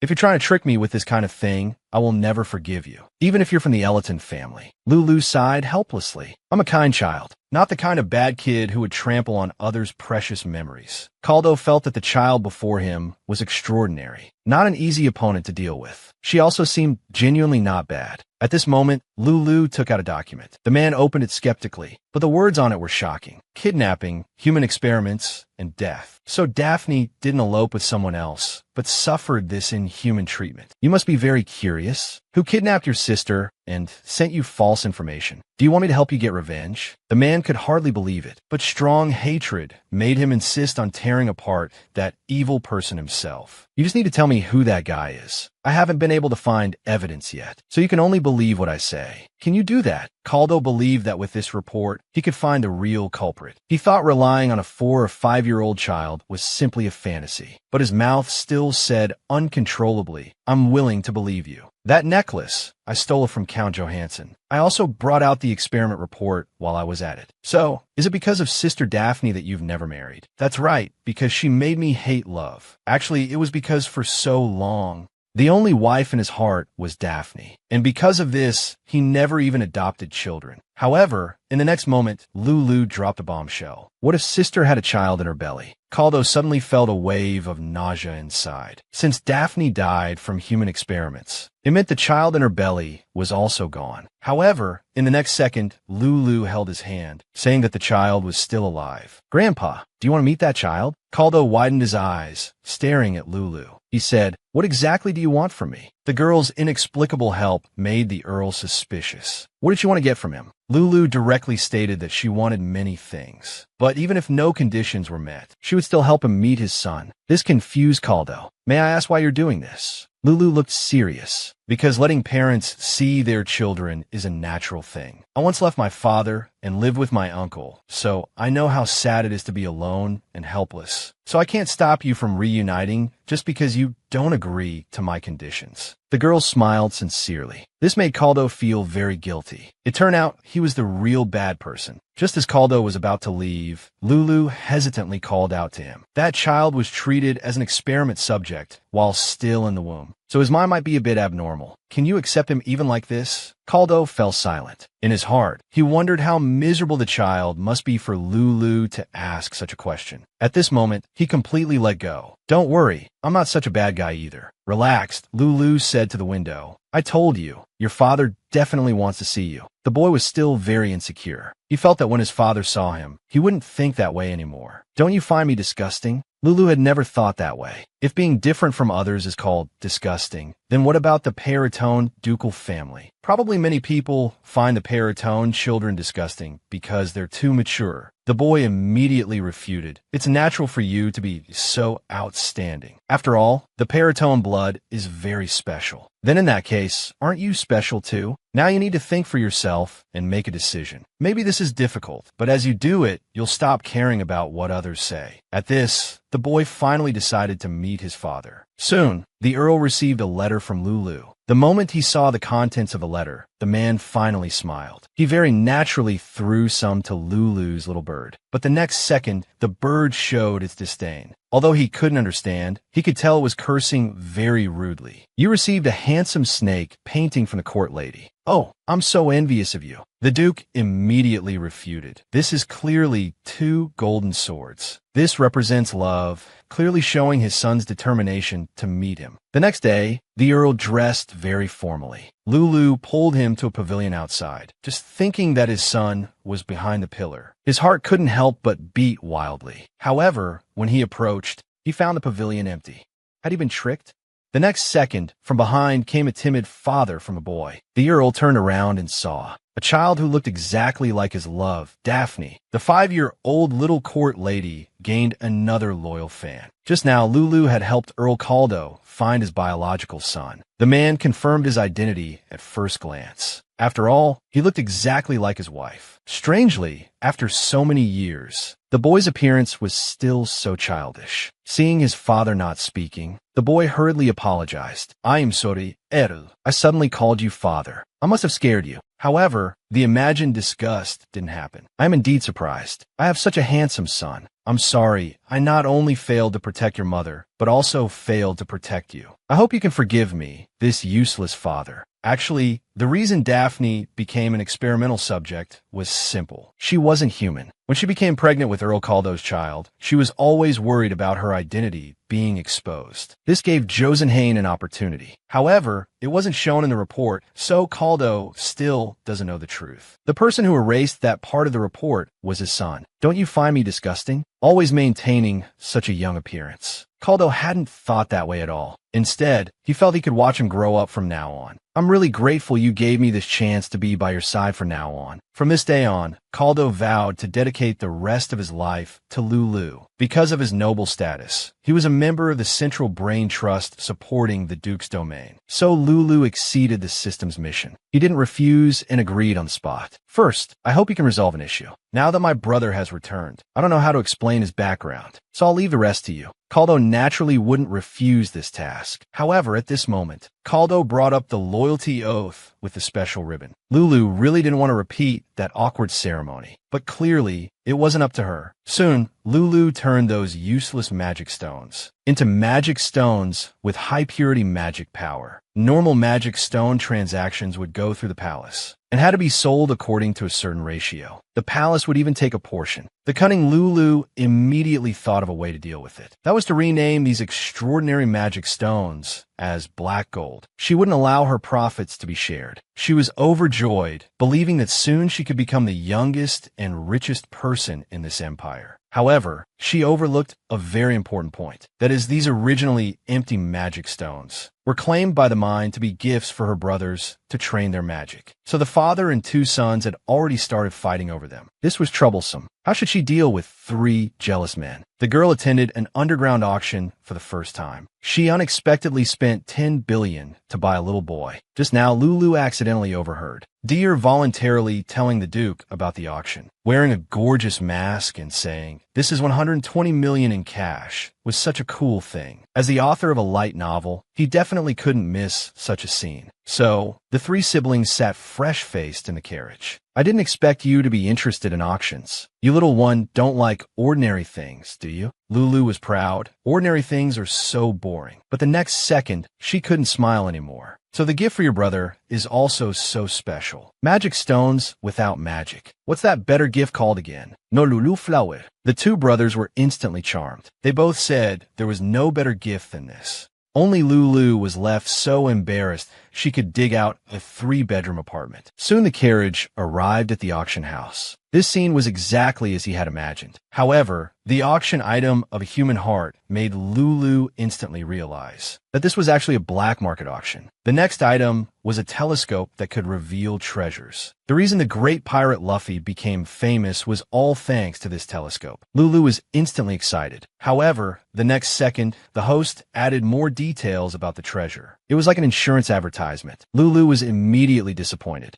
Her 2 brothers thought she didn't have money, as she hadn't participated even once. They competed to spend money for her. But in fact, she was richer than both of them. Soon, it came to the last auction item. In the cage was actually a young boy. Lulu was shocked. Isn't this the boy the demon showed him before? Unexpected to meet him here. Gems are priceless because of their beauty and rarity. So what's the value of this boy? The host pressed a controller towards the boy. Instantly, a terrifying frost burst out on the scene. With just one strike, it damaged the cage that could only be split by spiritual power. But the boy didn't move at all. It showed how terrifying his power was. So the starting price for this boy was 1 billion. Everyone got excited instantly, constantly raising the price. Lulu knew that the boy's fate would be extremely miserable if bought. He might be used as a tool at others' will. The system detected that he had softened, so it kept reminding him to stay away from the boy. But Lulu thought that if she took good care of him, she could make him her own person. That way, at least he wouldn't turn evil due to an unfortunate life. But that would be too cliché. Lulu was sure the boy was on the path of an obsessive male lead. Such extraordinary ability must come with noble blood. If it were an ordinary female lead, she would care for him for a while and then let him go free. The boy would think he was abandoned. So when he grows up and regains his identity, he would force love on the female lead. Although there are many variables in the future, one thing is certain. Taking care of her would definitely lead to being entangled. So Lulu made a bold decision. That is to buy her, but not raise her. The next second, an explosive scene appeared. Lulu raised her number plate high, shouting loudly, 10 billion. The girl splurged 10 billion just to buy a little boy. It instantly stunned the entire underground auction house. Everyone was eager to know who this extravagant person was. But her 2 brothers beside her became jealous. "You already have brothers. Why do you need to buy a slave?" Lulu hurriedly explained that she just felt sorry for the boy. If he fell into someone else's hands, he would definitely be tortured. At this point, the 2 still looked unconvinced, until Lulu said she planned to set him free. Only then did the 2 brothers show satisfied smiles. "So our sister bought him to set him free. She's so kind." At this moment, the host excitedly announced the auction result. The boy was won by Miss Rabbit. The next second, he unexpectedly started bleeding from 7 orifices without warning. Instantly, there were heavy casualties on the scene. It was chaos. Lulu wasn't clear about what happened. She left the scene under her brother's protection. She felt this was their first meeting, and it would also be the last. She hoped the boy could live well. When Lulu returned home, she found her father had been waiting outside for a long time. The Duke had heard about what happened at the auction house and hurried out to check if his daughter was injured. He picked up a fallen eyelash very seriously. The two brothers immediately reflected deeply, admitting they ran too fast just now. It seems next time they need to use magic to protect her. Lulu felt this wasn't the point. The point was that she insisted on going to the auction house, and it was an illegal auction house at that. The Duke didn't think there was any problem. Instead, he apologized to his daughter. Actually, you didn't need to bring these two guys to go. Lulu knew her father was afraid she'd be upset for not having magic. I feel very safe now, so I don't mind. Just then, a soldier shouted that someone was attacking. The two brothers wondered how many people the attacker brought to be so bold. But unexpectedly, the soldier stammered that it was only one child about the same age as the young miss. Lulu had a bad feeling rising in her heart. Looking closer, it was indeed the child from the auction house. The Duke immediately knew what had happened. It seems you're the one who used poison at the auction house. Everyone was surprised by his talent. They didn't expect someone could possess dual magic simultaneously. Seeing this, the Duke questioned the boy about why he came here. Who sent him? But the boy didn't say a word.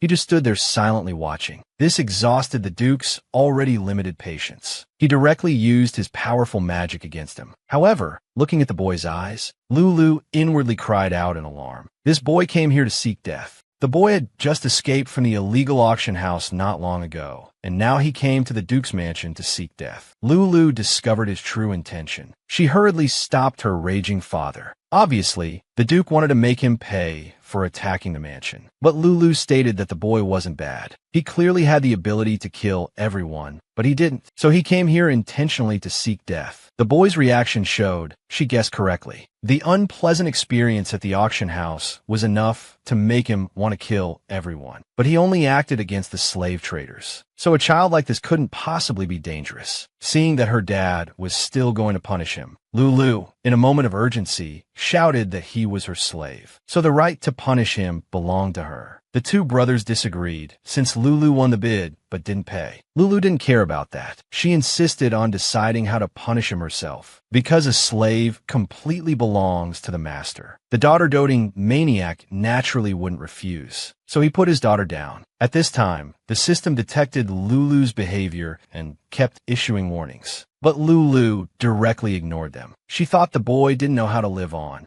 That's why he chose to come here to die. She stood in front of the boy and said, "You have to stay here temporarily to receive punishment, but you must obey 3 conditions. First, you can't harm my family. Second, you can't harm our family members and people in the Duke City. Third, and most importantly, you can't become obsessed with me." Saying this, she ignored the boy's confused gaze and directly put her own shoes on the boy's feet. "If you violate these 3 points, I will definitely kill you." The boy looked very disgusted and asked Lulu to kill him. But Lulu didn't care at all. "Without my permission, you have no right to control your own life or death. Put this child in the dungeon." The boy took the chance to jump down. Immediately, the shoes made a squeaking sound. The farce ended with him being put in ability-restraining shackles. The two brothers were very dissatisfied with this. Lulu hurriedly warned them not to bully him privately. "I will be responsible for him and punish him. Is that okay?" The Duke immediately agreed. Anything his daughter wanted was fine. Besides, he heard that keeping pets is very good for soothing children's emotions. But it's better to add another layer of protection. Saying this, he used magic to create a protective barrier for Lulu. That night, Lulu asked the system her mind. She was wearing a mask at that time, wearing a robe. How did the boy find the Duke's mansion? Why was he said to be dangerous? And why couldn't she get involved with him? Seeing that the system didn't speak, Lulu went straight to sleep. However, the next morning, in her drowsy state, she heard someone calling Master. Lulu immediately grabbed the person, but she suddenly realized the voice was different. Opening her eyes, she saw the boy's tsundere expression. "Since you're awake, let go of me. I'm here to serve you breakfast." "Master, what exactly is the situation?" The boy was a fierce little beast the day before, but on the second day, he turned into an obedient little attendant. This transformation was unacceptable to Lulu.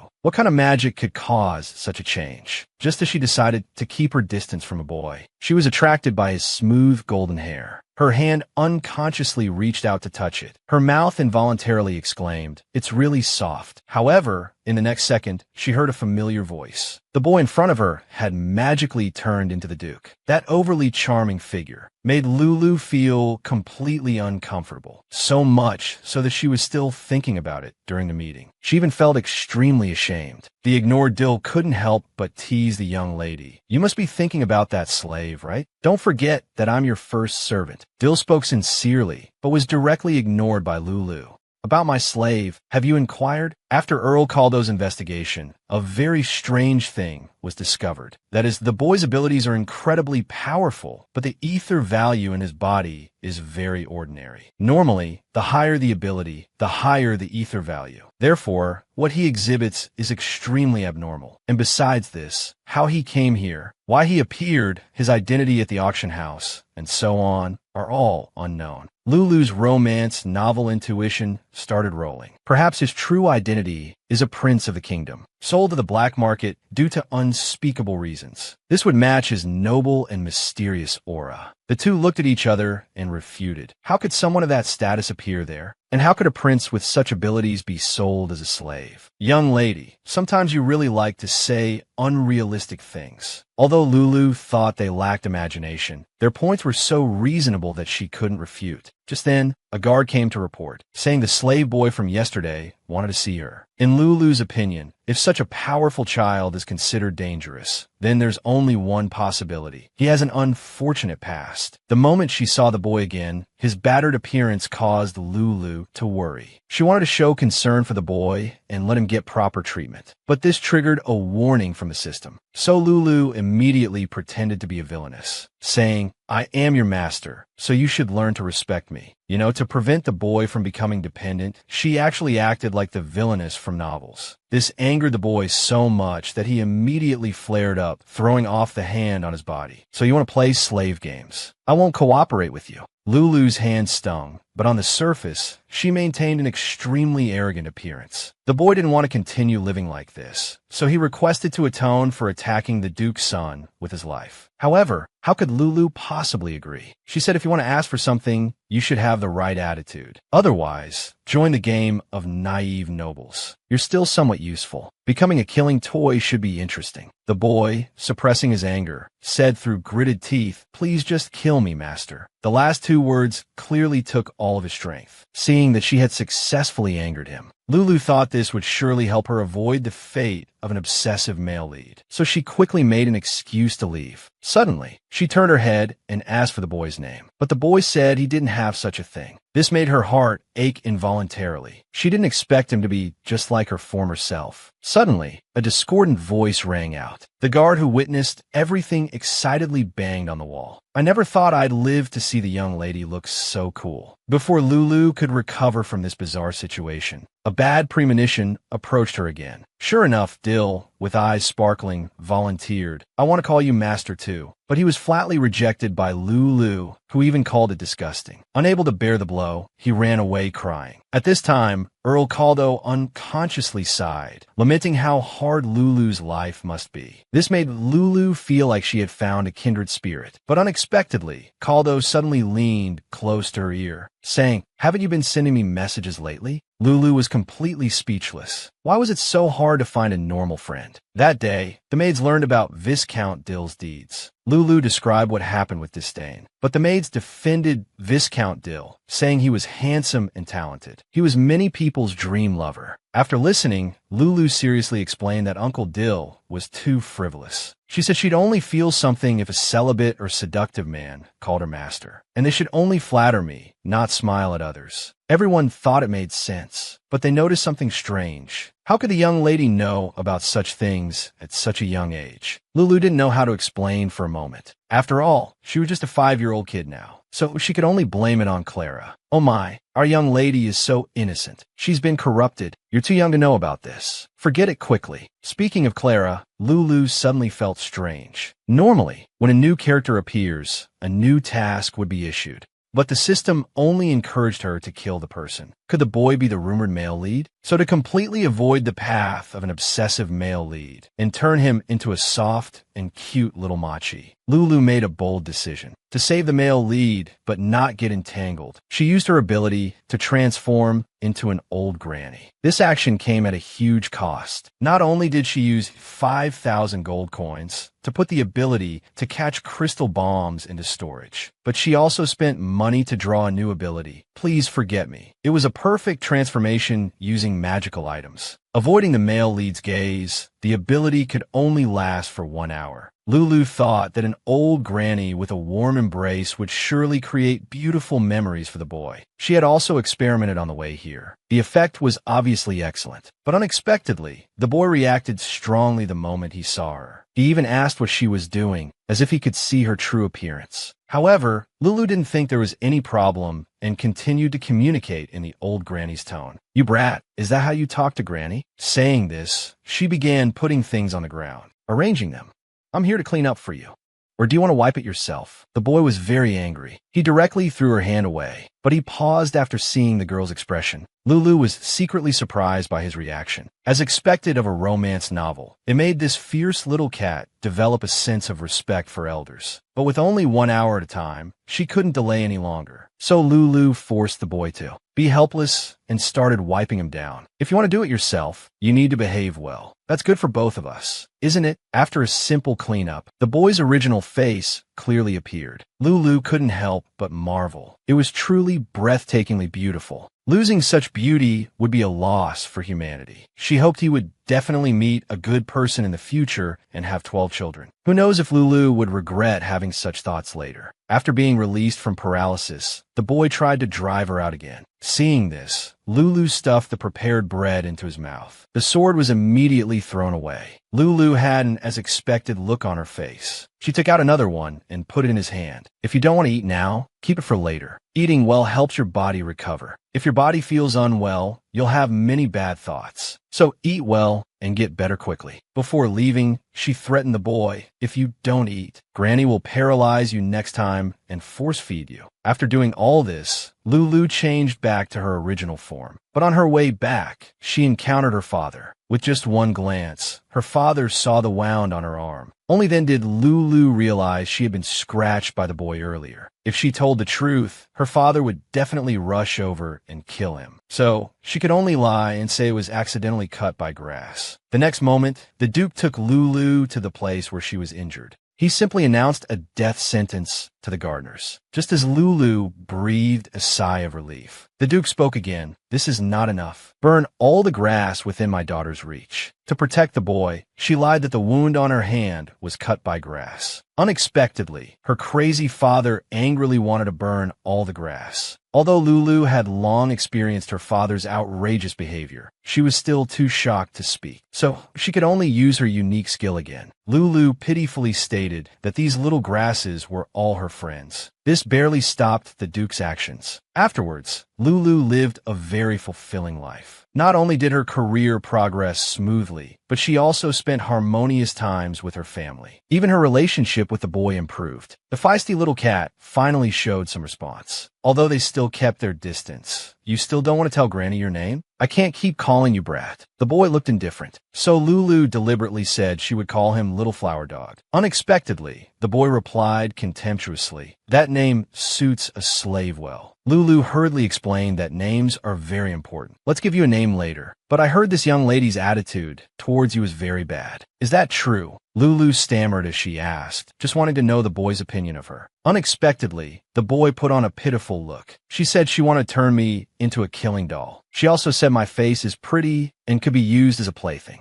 Lulu quickly explained, "She's young and doesn't know better. That's why she said such things. It's best to forget about it quickly." "Is that so?" "But she threatened me so confidently. It didn't seem like a child at all." Lulu was already trembling with fear. "That demon is you. After leaving here, you want to take revenge on her, right?" The boy didn't answer and fell asleep in a second. This made Lulu even more uneasy. Stopping mid-sentence, what exactly did he want? But based on their recent interactions, Lulu felt he wasn't a bad child. Why did the demons say he was dangerous? To brainwash the boy, she quietly approached his ear. her. She said, "You can't become a big bad guy in the future, and you definitely can't kill me. You should meet a nice girl and have 12 children with her. That's the most direct way for you to contribute to humanity." After repeating it many times, Lulu finally left satisfied. The boy, who woke up much later, was surprised by his own changes. He didn't expect to fall asleep so often after coming here. All the changes stemmed from that girl, called Lulu. Actually, having someone who could understand him made him very happy. But her sudden mischievous reaction later made him fall into despair again. At that time, she said he didn't even have the freedom to choose death. How was that any different from those people at the auction house? But unexpectedly, after just a few days, the girl appeared with a completely different face. And she had the eyes of the heart that could see through the truth. So from a day, Lulu transformed into an old granny. He could always see the girl's true appearance in her eyes. Although the interaction process was somewhat humiliating, in those blue eyes, there seemed to be a vast sky he had never touched before. The unknown felt both terrifying and cruel. It even made him have thoughts he never had before. The boy was under an unprecedented vicious curse. As soon as he gained a bit of health and peace, the restriction would be triggered, making him suffer terribly. A week had passed since their last meeting. Lulu congratulated her brother on Count Card becoming the head of the Senate. Although it was expected, it was still worth being happy about. However, in the next second, two jealous guys popped up. "How can this guy be Cotton Candy's brother? Isn't Lulu my sister?" The boy hurriedly explained, "The young lady doesn't know my name yet. That's why she calls me that." Lulu also quickly smoothed things over. "I actually came today because of this matter. In fact, Card had given his son a name on the day they met. But obviously, the boy wanted to tell Lulu his name himself. "My name is Arthur." The boy's voice trembled slightly. You could feel the excitement in his heart.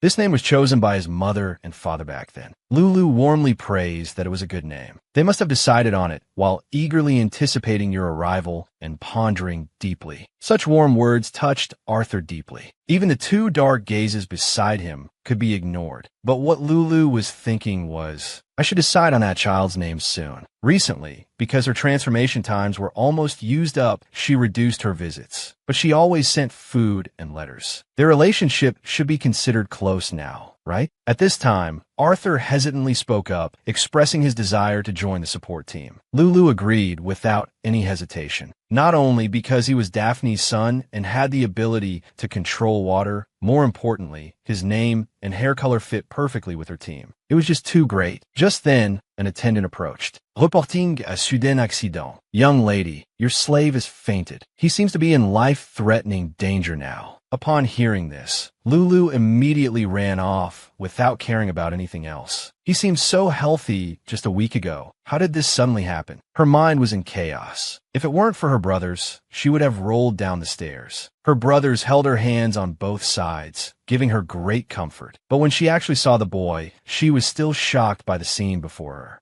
Several magicians surrounded him, suppressing him, but the restraining effect was very weak, and the content of the restriction was very vicious. It was health and peace. Whether physically or mentally, any change for the better would cause him to suffer immense pain. As they were talking, the boy suddenly coughed up blood. That look in his eyes seemed to explain everything. They were back to square one, or even worse. Lulu's heart ached painfully. The magicians all expressed that they had never seen such a restriction before. Even if they spent a long time, they might not be able to research a solution. The hope was very slim. Hearing this, Lulu's heart sank. She showed a terrifying authority never seen before. "So it can't be removed?" The 4-year-old girl's gaze made the magicians extremely afraid. They immediately apologized for their incompetence. However, they thought it was fortunate that, even if the boy violated the restriction, he wouldn't die. He would just suffer because of it. Lulu didn't agree with this explanation. After all, the boy would endure great torment every moment he lived. "But this isn't the magician's fault. I'm sorry for being too emotional and harsh. Please continue your investigation." After saying this, she turned and left. She secretly decided in her heart, no matter what, she would help the boy remove the restriction. After this, the boy was temporarily moved to an empty room for treatment. Meanwhile, Lulu desperately searched for answers in the literature, but a restriction that combined medicine, magic, curses, and even sacred power into one. No one could remove it, no matter who came. Indeed, After the magicians had an in-depth discussion, they came to the same conclusion. This made Lulu's expression suddenly freeze. Aren't the endings of fantasy novels always perfect? Why does he have to live such a painful life? How is that child's condition? His endurance is beyond imagination. Although that kind of pain isn't something one can just endure by will. If it were others, they would have been given a large amount of painkillers by now. Lulu suddenly thought of something. Perhaps he has a force inside his body that can resist the restriction's pressure, like ether. The magicians suddenly became agitated. This was indeed an aspect they hadn't considered. After all, that child has two special abilities. He should have a high ether value. So there's a possibility that the ether is counteracting the restriction. Therefore, to treat it, we need to generate even stronger ether. But usually this is set at birth. Just then, the system suddenly issued a warning. If she continues to be involved, she won't be able to sever ties with this character. Dear reader, you are now standing at a fork in the road of fate. This might become a choice that completely shakes the predetermined future. Lulu remembered the demon once said he was the only one who could touch the boundaries of the law of cause and effect. Does this mean he can change destiny? Suddenly, a prompt sounded. You have met the hidden conditions. Obtain special item. Pioneer's will. Various realms have noticed your existence. Lulu's eyes were immediately drawn to the detailed description. As a pioneer, she would never lose to a game of random probability numbers. This meant she could accurately choose whatever ability she wanted. So without hesitation, she drank the lucky potion. Then she used the remaining lottery tickets. She summoned the novel's treasure, Mississippi. Among thousands of ancient puzzles, she chose the ability she wanted. That was the ability to create miracles just by singing, generating a large amount of ether. Lulu's gaze gradually became determined. She hoped her assumption about the boy's restriction was correct. You must wait for me. Born humble, yet possessing the talent of an emperor. Thus, he was offered to the emperor by his birth mother in exchange for wealth. But at the moment he saw his mother's head fall, the young boy couldn't control his tears and cried uncontrollably. From then on, these unfortunate memories kept replaying over and over, more cruel than reality. Trapped in an eternal nightmare, he just wanted to die like this. But this time when the restriction activated, an unprecedented scene appeared. On the vast beach, that strange girl appeared. Yes, she was in existence even more terrifying than nightmares. The next moment, the girl's song rang out. Although it was hard to listen to, his heart became calmer than ever before. The dormant desire surged in his heart again. Kill me. If so, I want to die by your hands. Suddenly, a tear rolled down his face. You don't need to die. Live on well. Although these words couldn't save him from his terminal condition, for some reason,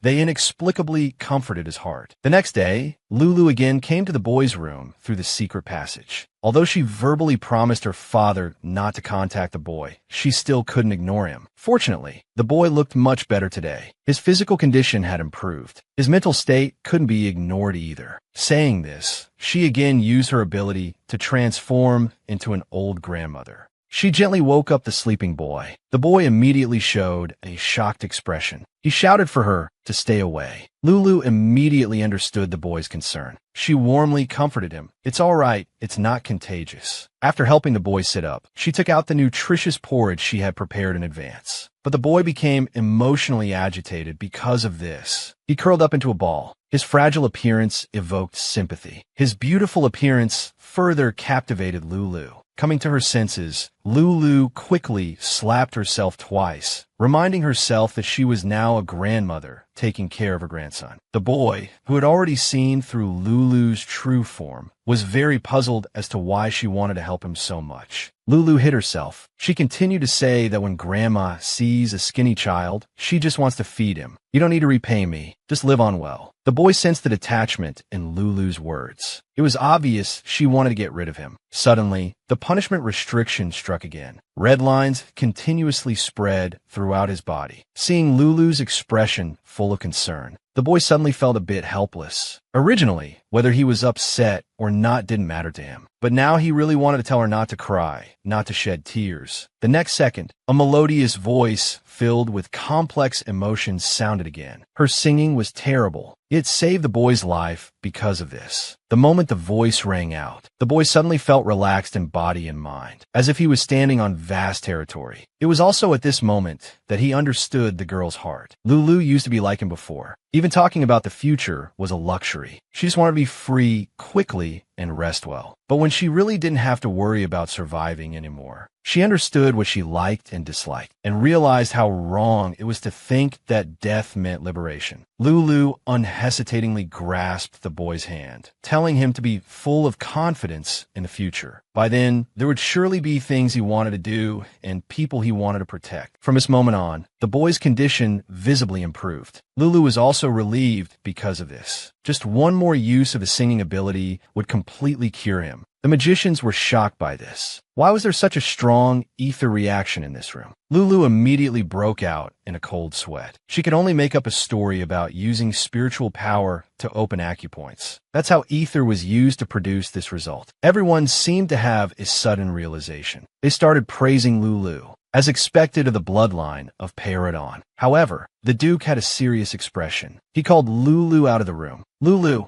don't you have something to tell me?" Sure enough, Dad knew everything. "I'm sorry. I promised you I wouldn't go to that room, but I didn't keep my promise." It was clear that Dad was very angry today. It wasn't something that could be easily appeased. At this moment, he noticed the assistant's strange behavior nearby. His mouth opened and closed like a goldfish. After a second of confusion, he suddenly understood. She quickly kissed her father on the cheek. "I am sorry, Dad. Please forgive me, okay?" How could the Duke bear to punish such an adorable daughter? So he also kissed Lulu on the cheek. Now, it was the turn of the two sister-obsessed brothers to be jealous. He gave each of them a kiss too. Only then did they settle down. Since that boy is your slave, you need to know about this matter as well. As it turned out, the Duke had investigated the restrictions on the boy's body. He discovered that the boy was of royal bloodline, and the malicious restrictions were also related to the royal family. Unexpectedly, it was exactly the same as Lulu's previous speculation. But the demon said that child was a dangerous person, and the royal family had tortured him to a fate worse than death. It seemed there was no hope to be seen in him. This made Lulu think about what name to give the boy. But due to the side effects of her ability, she coughed up blood again. She fainted in front of the boy like this. He had wanted to have a cool farewell.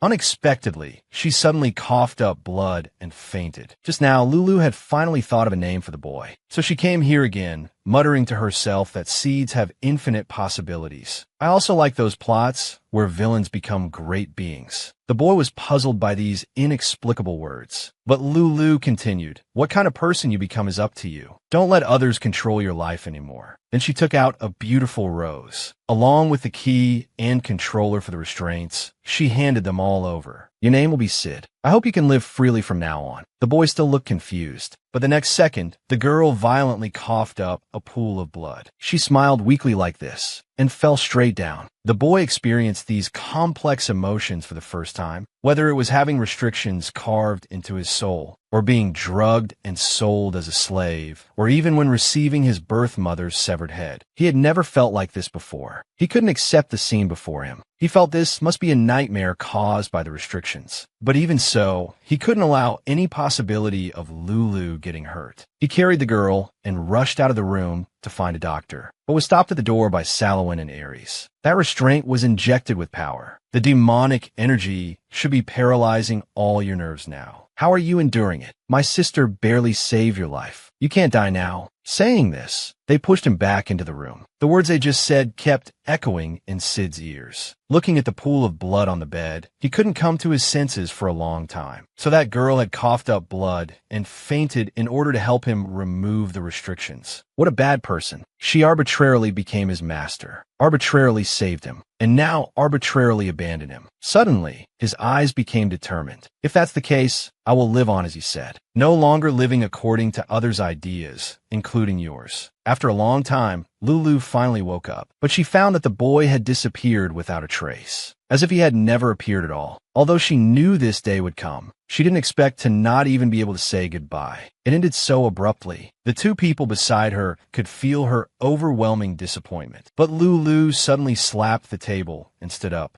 "That's not the point now. I heard that person will arrive at the Duke's mansion within a week. That person who will become the stepmother of 5-year-old girl, about to have a second mother. She's a relative of the Empress. She has a daughter. Normally, she couldn't become the Duke's wife. But the Duke once said that unmarried women would make him feel pressured in order to refuse the royal family. So the royal family adapted. They chose the divorced Mrs. Apelia. Although on the surface, it's to discuss merits and obtaining land. In reality, it's a definite matchmaking and political marriage. Lulu knew her father was still young and would marry sooner or later. But he should choose for himself, not accept the royal family's arrangement. But it seemed like she was the only one in the entire mansion who was so excited. Even her brothers looked indifferent. Could it be that Mrs. Apelia is actually a very good person? Maybe she could completely become a part of Peyraidon. Soon, the time came. A week later, Mrs. Apelia arrived with her daughter as promised. Lulu approached first to investigate, seeing that the woman didn't show any displeasure at being greeted by servants. She couldn't make a judgment yet. It seemed she needed to continue observing. The next morning, they were to have lunch with Mrs. Apelia. But because she wasn't notified early, Lulu was now round and plump. So, to aid digestion, she was walking frantically in the garden. At this time, she noticed a little girl nearby. She curiously approached to ask what she was doing. Seeing the girl crouching with a pale face, she suspected she wasn't feeling well. After all, the mansion was surrounded by magical aura. It was very unfriendly to children with weak resistance. But unexpectedly, a sudden growling sound was heard. It turned out the girl was just hungry. The enthusiastic Lulu immediately grabbed her, inviting her to raid the kitchen. They were preparing for lunch there. There must be many delicious things. So when lunchtime came, Lulu's belly was about to burst. She couldn't eat anything at all. There's a type of hunger called Dad thinks you're hungry. The Duke used a fist-sized diamond as bait to make him eat meat, then used a golden brooch to make him eat vegetables. Apelia praised them from the side, saying their relationship was so good. This directly opened the Duke's floodgates of speech. This child loves me so much, says I'm the best, feels sorry for me and applies medicine, always wants me to hug and kiss her cheeks. Apelia at this time was like a praise robot. She could only express amazement and agreement absent-mindedly. This made Lulu very confused. Was the woman in front of her an ally, or a well-disguised royal spy? The lunch ended without any gains. It was also at this time that Mrs. Apelia's daughter, Cynthia, made her appearance. The two greeted each other friendly. Cynthia suddenly exclaimed happily, "Our age difference is just right." These words made Lulu, whose imagination was like a black hole, freeze on the spot. Could it be that her goal wasn't Dad, but to marry me? She had an extraordinary imagination, thinking the girl had come for herself. But unexpectedly, the real goal was everything she possessed. The first thing was the Duke's attention. "Your Grace, please give me a protective barrier." Normally, a child this big wouldn't be harmed by magical aura in a short time. But seeing the girl refusing to leave, the Duke didn't say anything more. He casually added a layer of protection for her. So Cynthia excitedly hugged Lulu and rushed out of the room like that to create an opportunity for her mother. Soon the two arrived at Lulu's room. Cynthia was immediately captivated by the expensive toys in the room. She even set her eyes on the jewels on Lulu's head. "You're not old enough to wear these things yet, are you? It would suit me better." Lulu saw through her little thoughts and retorted, "Only Lulu, who is cute enough to conquer the world, suits you. I'm not as cute, am I?" Cynthia immediately became angry and embarrassed, but she still found an excuse, saying the style was too childish and indeed suited Lulu better. Saying this, she started rummaging through the room on her own. "I heard that children who touch other people's things without permission are bad kids. So what? We'll soon become family anyway." Lulu immediately understood. She could find out the truth from the girl. So with a few words, she got it out of her. It turned out they were the Queen's people, using the territory as an excuse to approach the Duke. Cynthia was completely immersed in the joy of gaining a Duke as a father. She believed that the Duke's protective barrier was his tacit approval for her to stay here. So she said very arrogantly, "You should call my mom too, and call me Big Sister.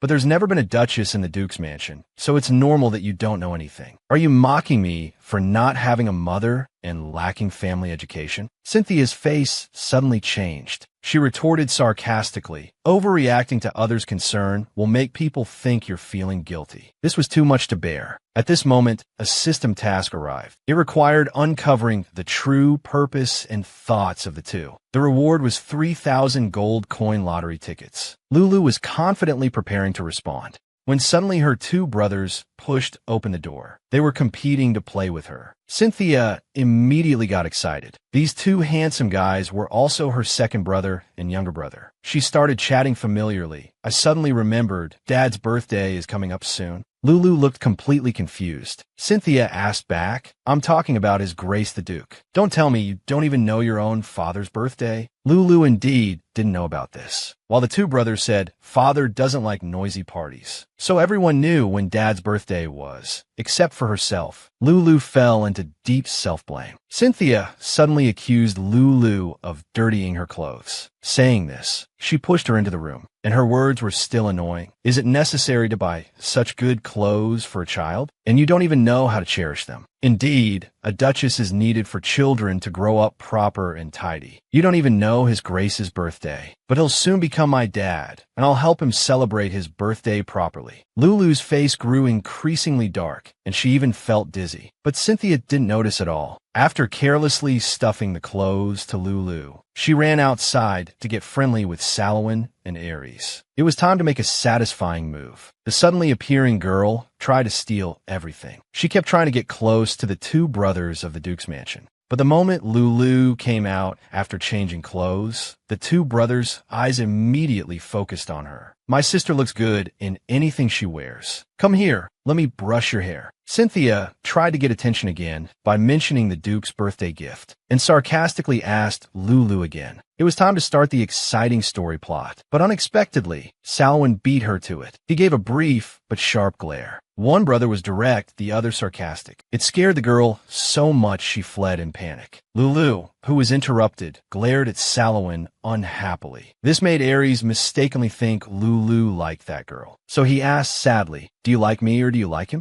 I feel like you care more about him. It makes me a bit sad. Lulu firmly declared that her brother was the best in the world. Only then was the second brother slightly comforted. But what birthday gift have you prepared for Dad? Why prepare that kind of thing? He can buy whatever he wants himself. But gifts contain the giver's feelings. So what? You can't eat feelings. The brothers' constant rebuttals made Lulu angry. All right, I get it. When it's Salwyn and Ares' birthdays, I won't need to give gifts either. This time, the two brothers were completely shocked. Screams of anguish echoed throughout the mansion. That night, Lulu fell into a daze. She even felt upset for not knowing her dad's birthday. She unexpectedly lost her temper at the maid. Just then, the Duke suddenly appeared. They said you were in a bad mood, so I came to check. You look like a little dog caught in the rain. Lulu's face was full of dejection and self-blame. I didn't know your birthday, so I couldn't prepare a gift in advance. The Duke saw his daughter's guilt. He hugged the small person tightly, telling her she didn't need to prepare anything. Just accepting his love was enough. Seeing Lulu insist on giving a gift, he no longer objected. Whatever you give, I'll like it. However, the next day, Mrs. Apelia actually wanted to stop this birthday party. Because this was the Duke's first birthday since returning from the battlefield, it wouldn't be appropriate to not celebrate like before. Everyone was speechless because organizing the mansion's banquet was the mistress's responsibility. The Duke also made his stance clear at this time. Are you looking down on Paradon? How could I possibly entrust a banquet held after 4 years to an unrelated outsider? The woman nervously explained that she didn't mean anything else, just got a bit anxious. Just then, the girl's clear voice rang out. Then we definitely can't let Annie handle it. How can we entrust Paradon's banquet to someone who gets anxious and meddles without understanding the situation? Am I right? The ill-intentioned woman, Auntie, actually dared to dream of becoming the mistress of the Duke's mansion, volunteering to take charge of the grand banquet held once in a few years. Lulu saw through her intentions at a glance. She pointed it out directly, without mercy. If you appear as the host on my dad's birthday, what will people think? And this isn't a village. How can the banquet be simple? At this point, the Duke said, hosting a party like the New Year's banquet would be quite nice. So, my good daughter, would you like to try taking charge of the preparations? Apelia, who didn't get her way, put on airs again. She managed her expression while suppressing her anger. She said she wanted to guide Lulu on how to host a good banquet. After all, it's your first time doing this. But I have a lot of successful experience. Lulu politely declined on the spot. Auntie, have you ever hosted a palace party? If not, then it's hard to say. After all, we're not on the same level as other families. The woman could no longer keep her composure. But Lulu didn't intend to let it go at that. Our family's head butler is very capable, so let's leave the preparations to him. This moved Chadwick deeply. He vowed to serve the young lady to the death. After resolving the matters here, Lulu immediately turned to leave. Now it's time to clean house. The guests seem to be staying longer than expected. It looks like it's time for a big cleaning to properly entertain the guests.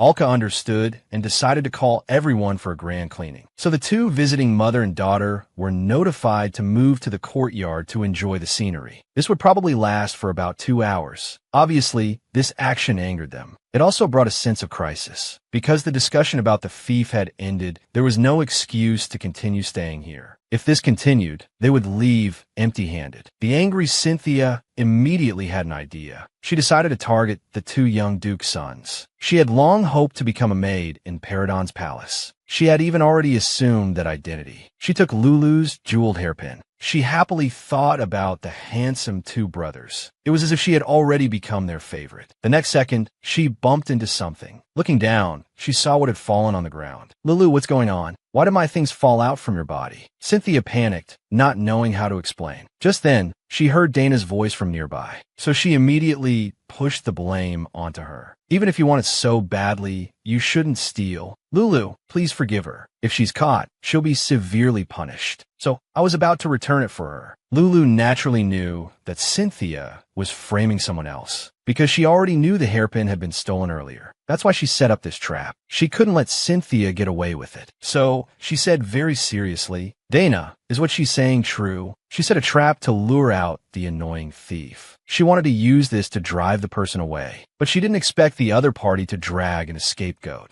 Seeing Cynthia's smug expression, Lulu was so angry her teeth itched. It was as if she was a saint and Lulu was the bad person trying to frame her. If that's really the case, Dana should be able to answer my question. What does the hairpin you stole look like? Dana had never seen the item, so how could she describe it? She hesitated and guessed it had a bow. Cynthia immediately anxiously added, "What you meant to say is there's no bow on it, right? You need to speak clearly." Seeing this, Lulu scolded harshly. "If you say one more word, I'll reasonably assume you're trying to manipulate the situation to create false evidence." Cynthia wanted to say something to salvage the situation, but the two brothers had already issued their final warning. "If you've forgotten the style, you should at least know the basic color, right?" Dana still couldn't say anything, but fearing abuse, she immediately took the blame. Her trembling appearance reminded Lulu of her former self. "It's okay, you can get up." The girl didn't have time to react. Blood started flowing from her nose. She collapsed to the ground. Clearly, this was caused by the demonic energy of the Peridon family. Logically, the Duke wouldn't refuse to apply a protective barrier, so the only explanation was that Cynthia did it intentionally. "Quickly take Dana to the infirmary, then call Dad over." Cynthia, fearing her malicious actions would be exposed, tried to stop them, but she was stopped by Lulu's sharp glare. Just then, a new task appeared. It was to save the poor little girl. Soon, Dana received treatment. After applying the protective barrier, the Duke felt a sense of fear, afraid that the person lying there could have been his precious daughter. Although he applied a protective barrier for Lulu every day, he would still silently watch over her while she slept to ensure her safety. After dealing with it, Lulu walked out of the room. She found her two brothers staying far away from her, obviously afraid that the demonic energy on their bodies would have a negative effect on their sister. But Lulu ran straight to them and hugged them. "Look, aren't I very healthy?" The two finally smiled with relief. "We hoped you could have friends of the same gender, so we've been suppressing our demonic energy and didn't do anything. We didn't expect this to happen. Making our sister sad is another matter entirely. Should I kill her?" Only then did Lulu realize this was the reason they tolerated Cynthia. "She's my prey. None of you can touch her. I want to open this soda bottle myself." Although they didn't understand what the last sentence meant, it didn't stop them from thinking their sister was very cool. Lulu's first step was to investigate the enemy. She quietly came to the mother and daughter's room through a secret passage. She listened to all their secret conversations.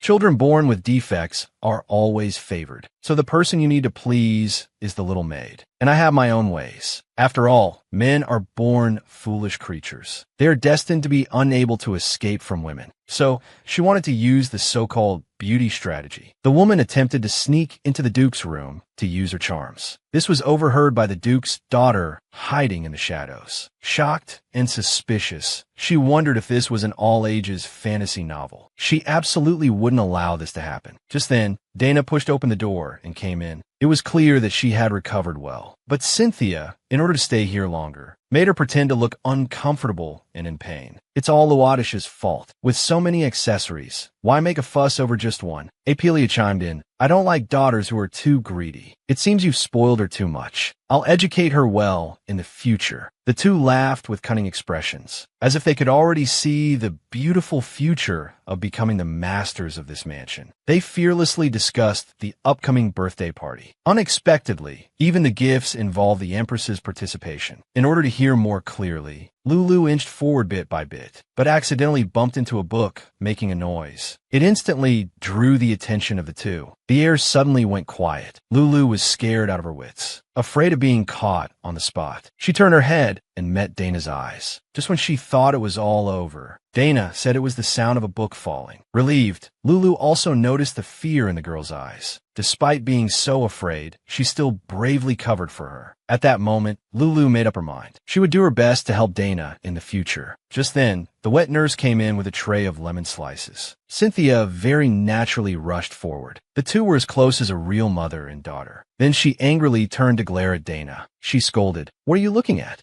Your biggest problem is that you covet things that don't belong to you without knowing your place. Do you know how much I suffered when the wet nurse was carrying you? I'll lend the wet nurse to you. The wet nurse should belong to me alone." Then, she made an outrageous statement. "Only I would forgive your mistakes. Anyone else definitely wouldn't let you off, you know." Lulu's pupils shook. She couldn't understand how Cynthia could say such things. So she secretly vowed to make sure Dana would find happiness. A few days later, the birthday party was held as scheduled. Looking at the perfect party prepared in just 5 days, Apelia unconsciously felt a bit flustered. In contrast, Cynthia was already impatient. She believed she would definitely be the most dazzling presence today. After all, the dress she wore was a gift from the Empress. However, the next moment, the sound of several people entering was heard. The mother and daughter were completely stunned. Who could have imagined that Lulu's flower crown would outshine the rare phantom beast egg? The highly anticipated party began. Lulu was held tightly in the Duke's arms. This made Cynthia almost go mad with jealousy. The next moment, the aloof Duke proudly showed off his daughter. The vassals also nodded and agreed excitedly. The mother and daughter almost couldn't suppress their bitterness. Mrs. Apelia immediately adjusted her emotions, because the gift-giving session was about to begin. They would surely be able to steal the spotlight then. Soon, various precious and exquisite gifts were presented. There were mermaid tear pearls symbolizing God's blessing, and an ancient treasure, the double flower cloak. The high quality was unexpected for the two of them. Finally, it was Apelia's turn. At this moment, Lulu left the venue. This made Cynthia think she was too ashamed to stay. So she smiled smugly and wished the Duke a happy birthday. But the Duke just nodded coldly, without giving any extra reaction. To celebrate your Grace's birthday, we mother and daughter have prepared a small gift. As the cloth was slowly lifted, everyone present was amazed, because it was the legendary phantom beast egg. If one's luck wasn't good enough, it would be hard to obtain even with great ability. Mrs. Apelia showed a satisfied smile, because she thought the Duke's attention was also attracted by this gift. But when she looked carefully, she found that the Duke's gaze had fallen elsewhere. And as she looked in that direction, she saw something black and fuzzy moving behind the screen. The next second, the little one sweetly called out, "Papa," while rushing forward at top speed. As the cloak fell, Lulu, dressed as a bouquet, appeared before everyone. The father and 2 sons were instantly enchanted. They called for painters, sculptors, and mural artists to come, determined to record Lulu's adorable appearance, no matter how much it cost. Lulu wanted to ask if her father liked her gift, but the next second she was scooped up and cuddled tightly. Then the Duke ordered the servants to clean up the gifts, without giving them a single extra glance. Just then, the famous designer Yutra appeared. Although he hadn't received an invitation to the party, he still brought a congratulatory gift. The Duke initially looked indifferent, but when he heard the gift was matching outfits for him and Lulu, his eyes instantly lit up. The two brothers were also incredibly envious. The designer had to say that due to time constraints, he hadn't finished yet, but would send them over as soon as they were done. Cynthia was completely stunned, because Yutra had publicly stated he would no longer make clothes for girls. But unexpectedly, he was making them specially for Lulu alone. After the party ended, both of them wore faces of defeat and anger. But Apelia clearly wasn't going to give up so easily. A malicious plan surfaced once again. The little maid used a small trick to catch the woman who wanted to sneak into bed red-handed. On the evening after the party ended, Cynthia ran into the designer Yutra alone. The Baroness immediately excitedly went up to chat. As a super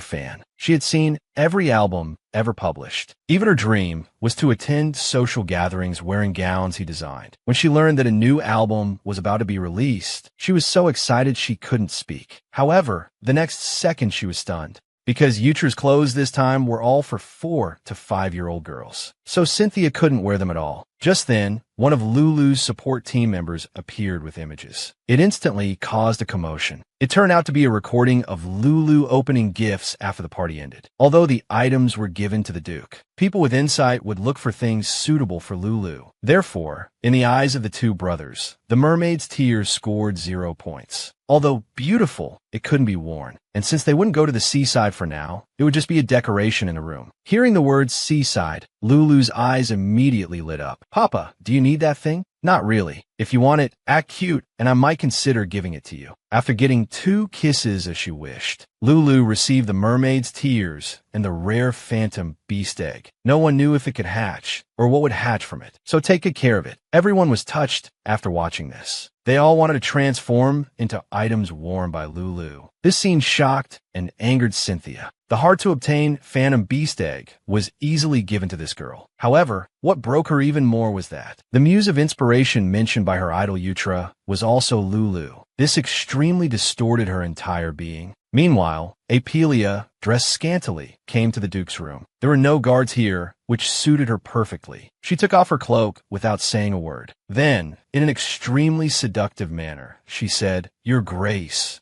don't you find a long night lonely and sleepless? Let me comfort your solitude." Suddenly, Lulu on the bed shouted, "There's a thief." Instantly, the lights came on and everyone rushed into the room. The scene became extremely awkward. "Papa, why is this Annie here? And she's only wrapped in a piece of cloth." This question made the Duke very embarrassed. Even the maids hurriedly covered Lulu's eyes. But unexpectedly, she said with sudden realization, "I know why Annie sneaked into bed under the cover of night.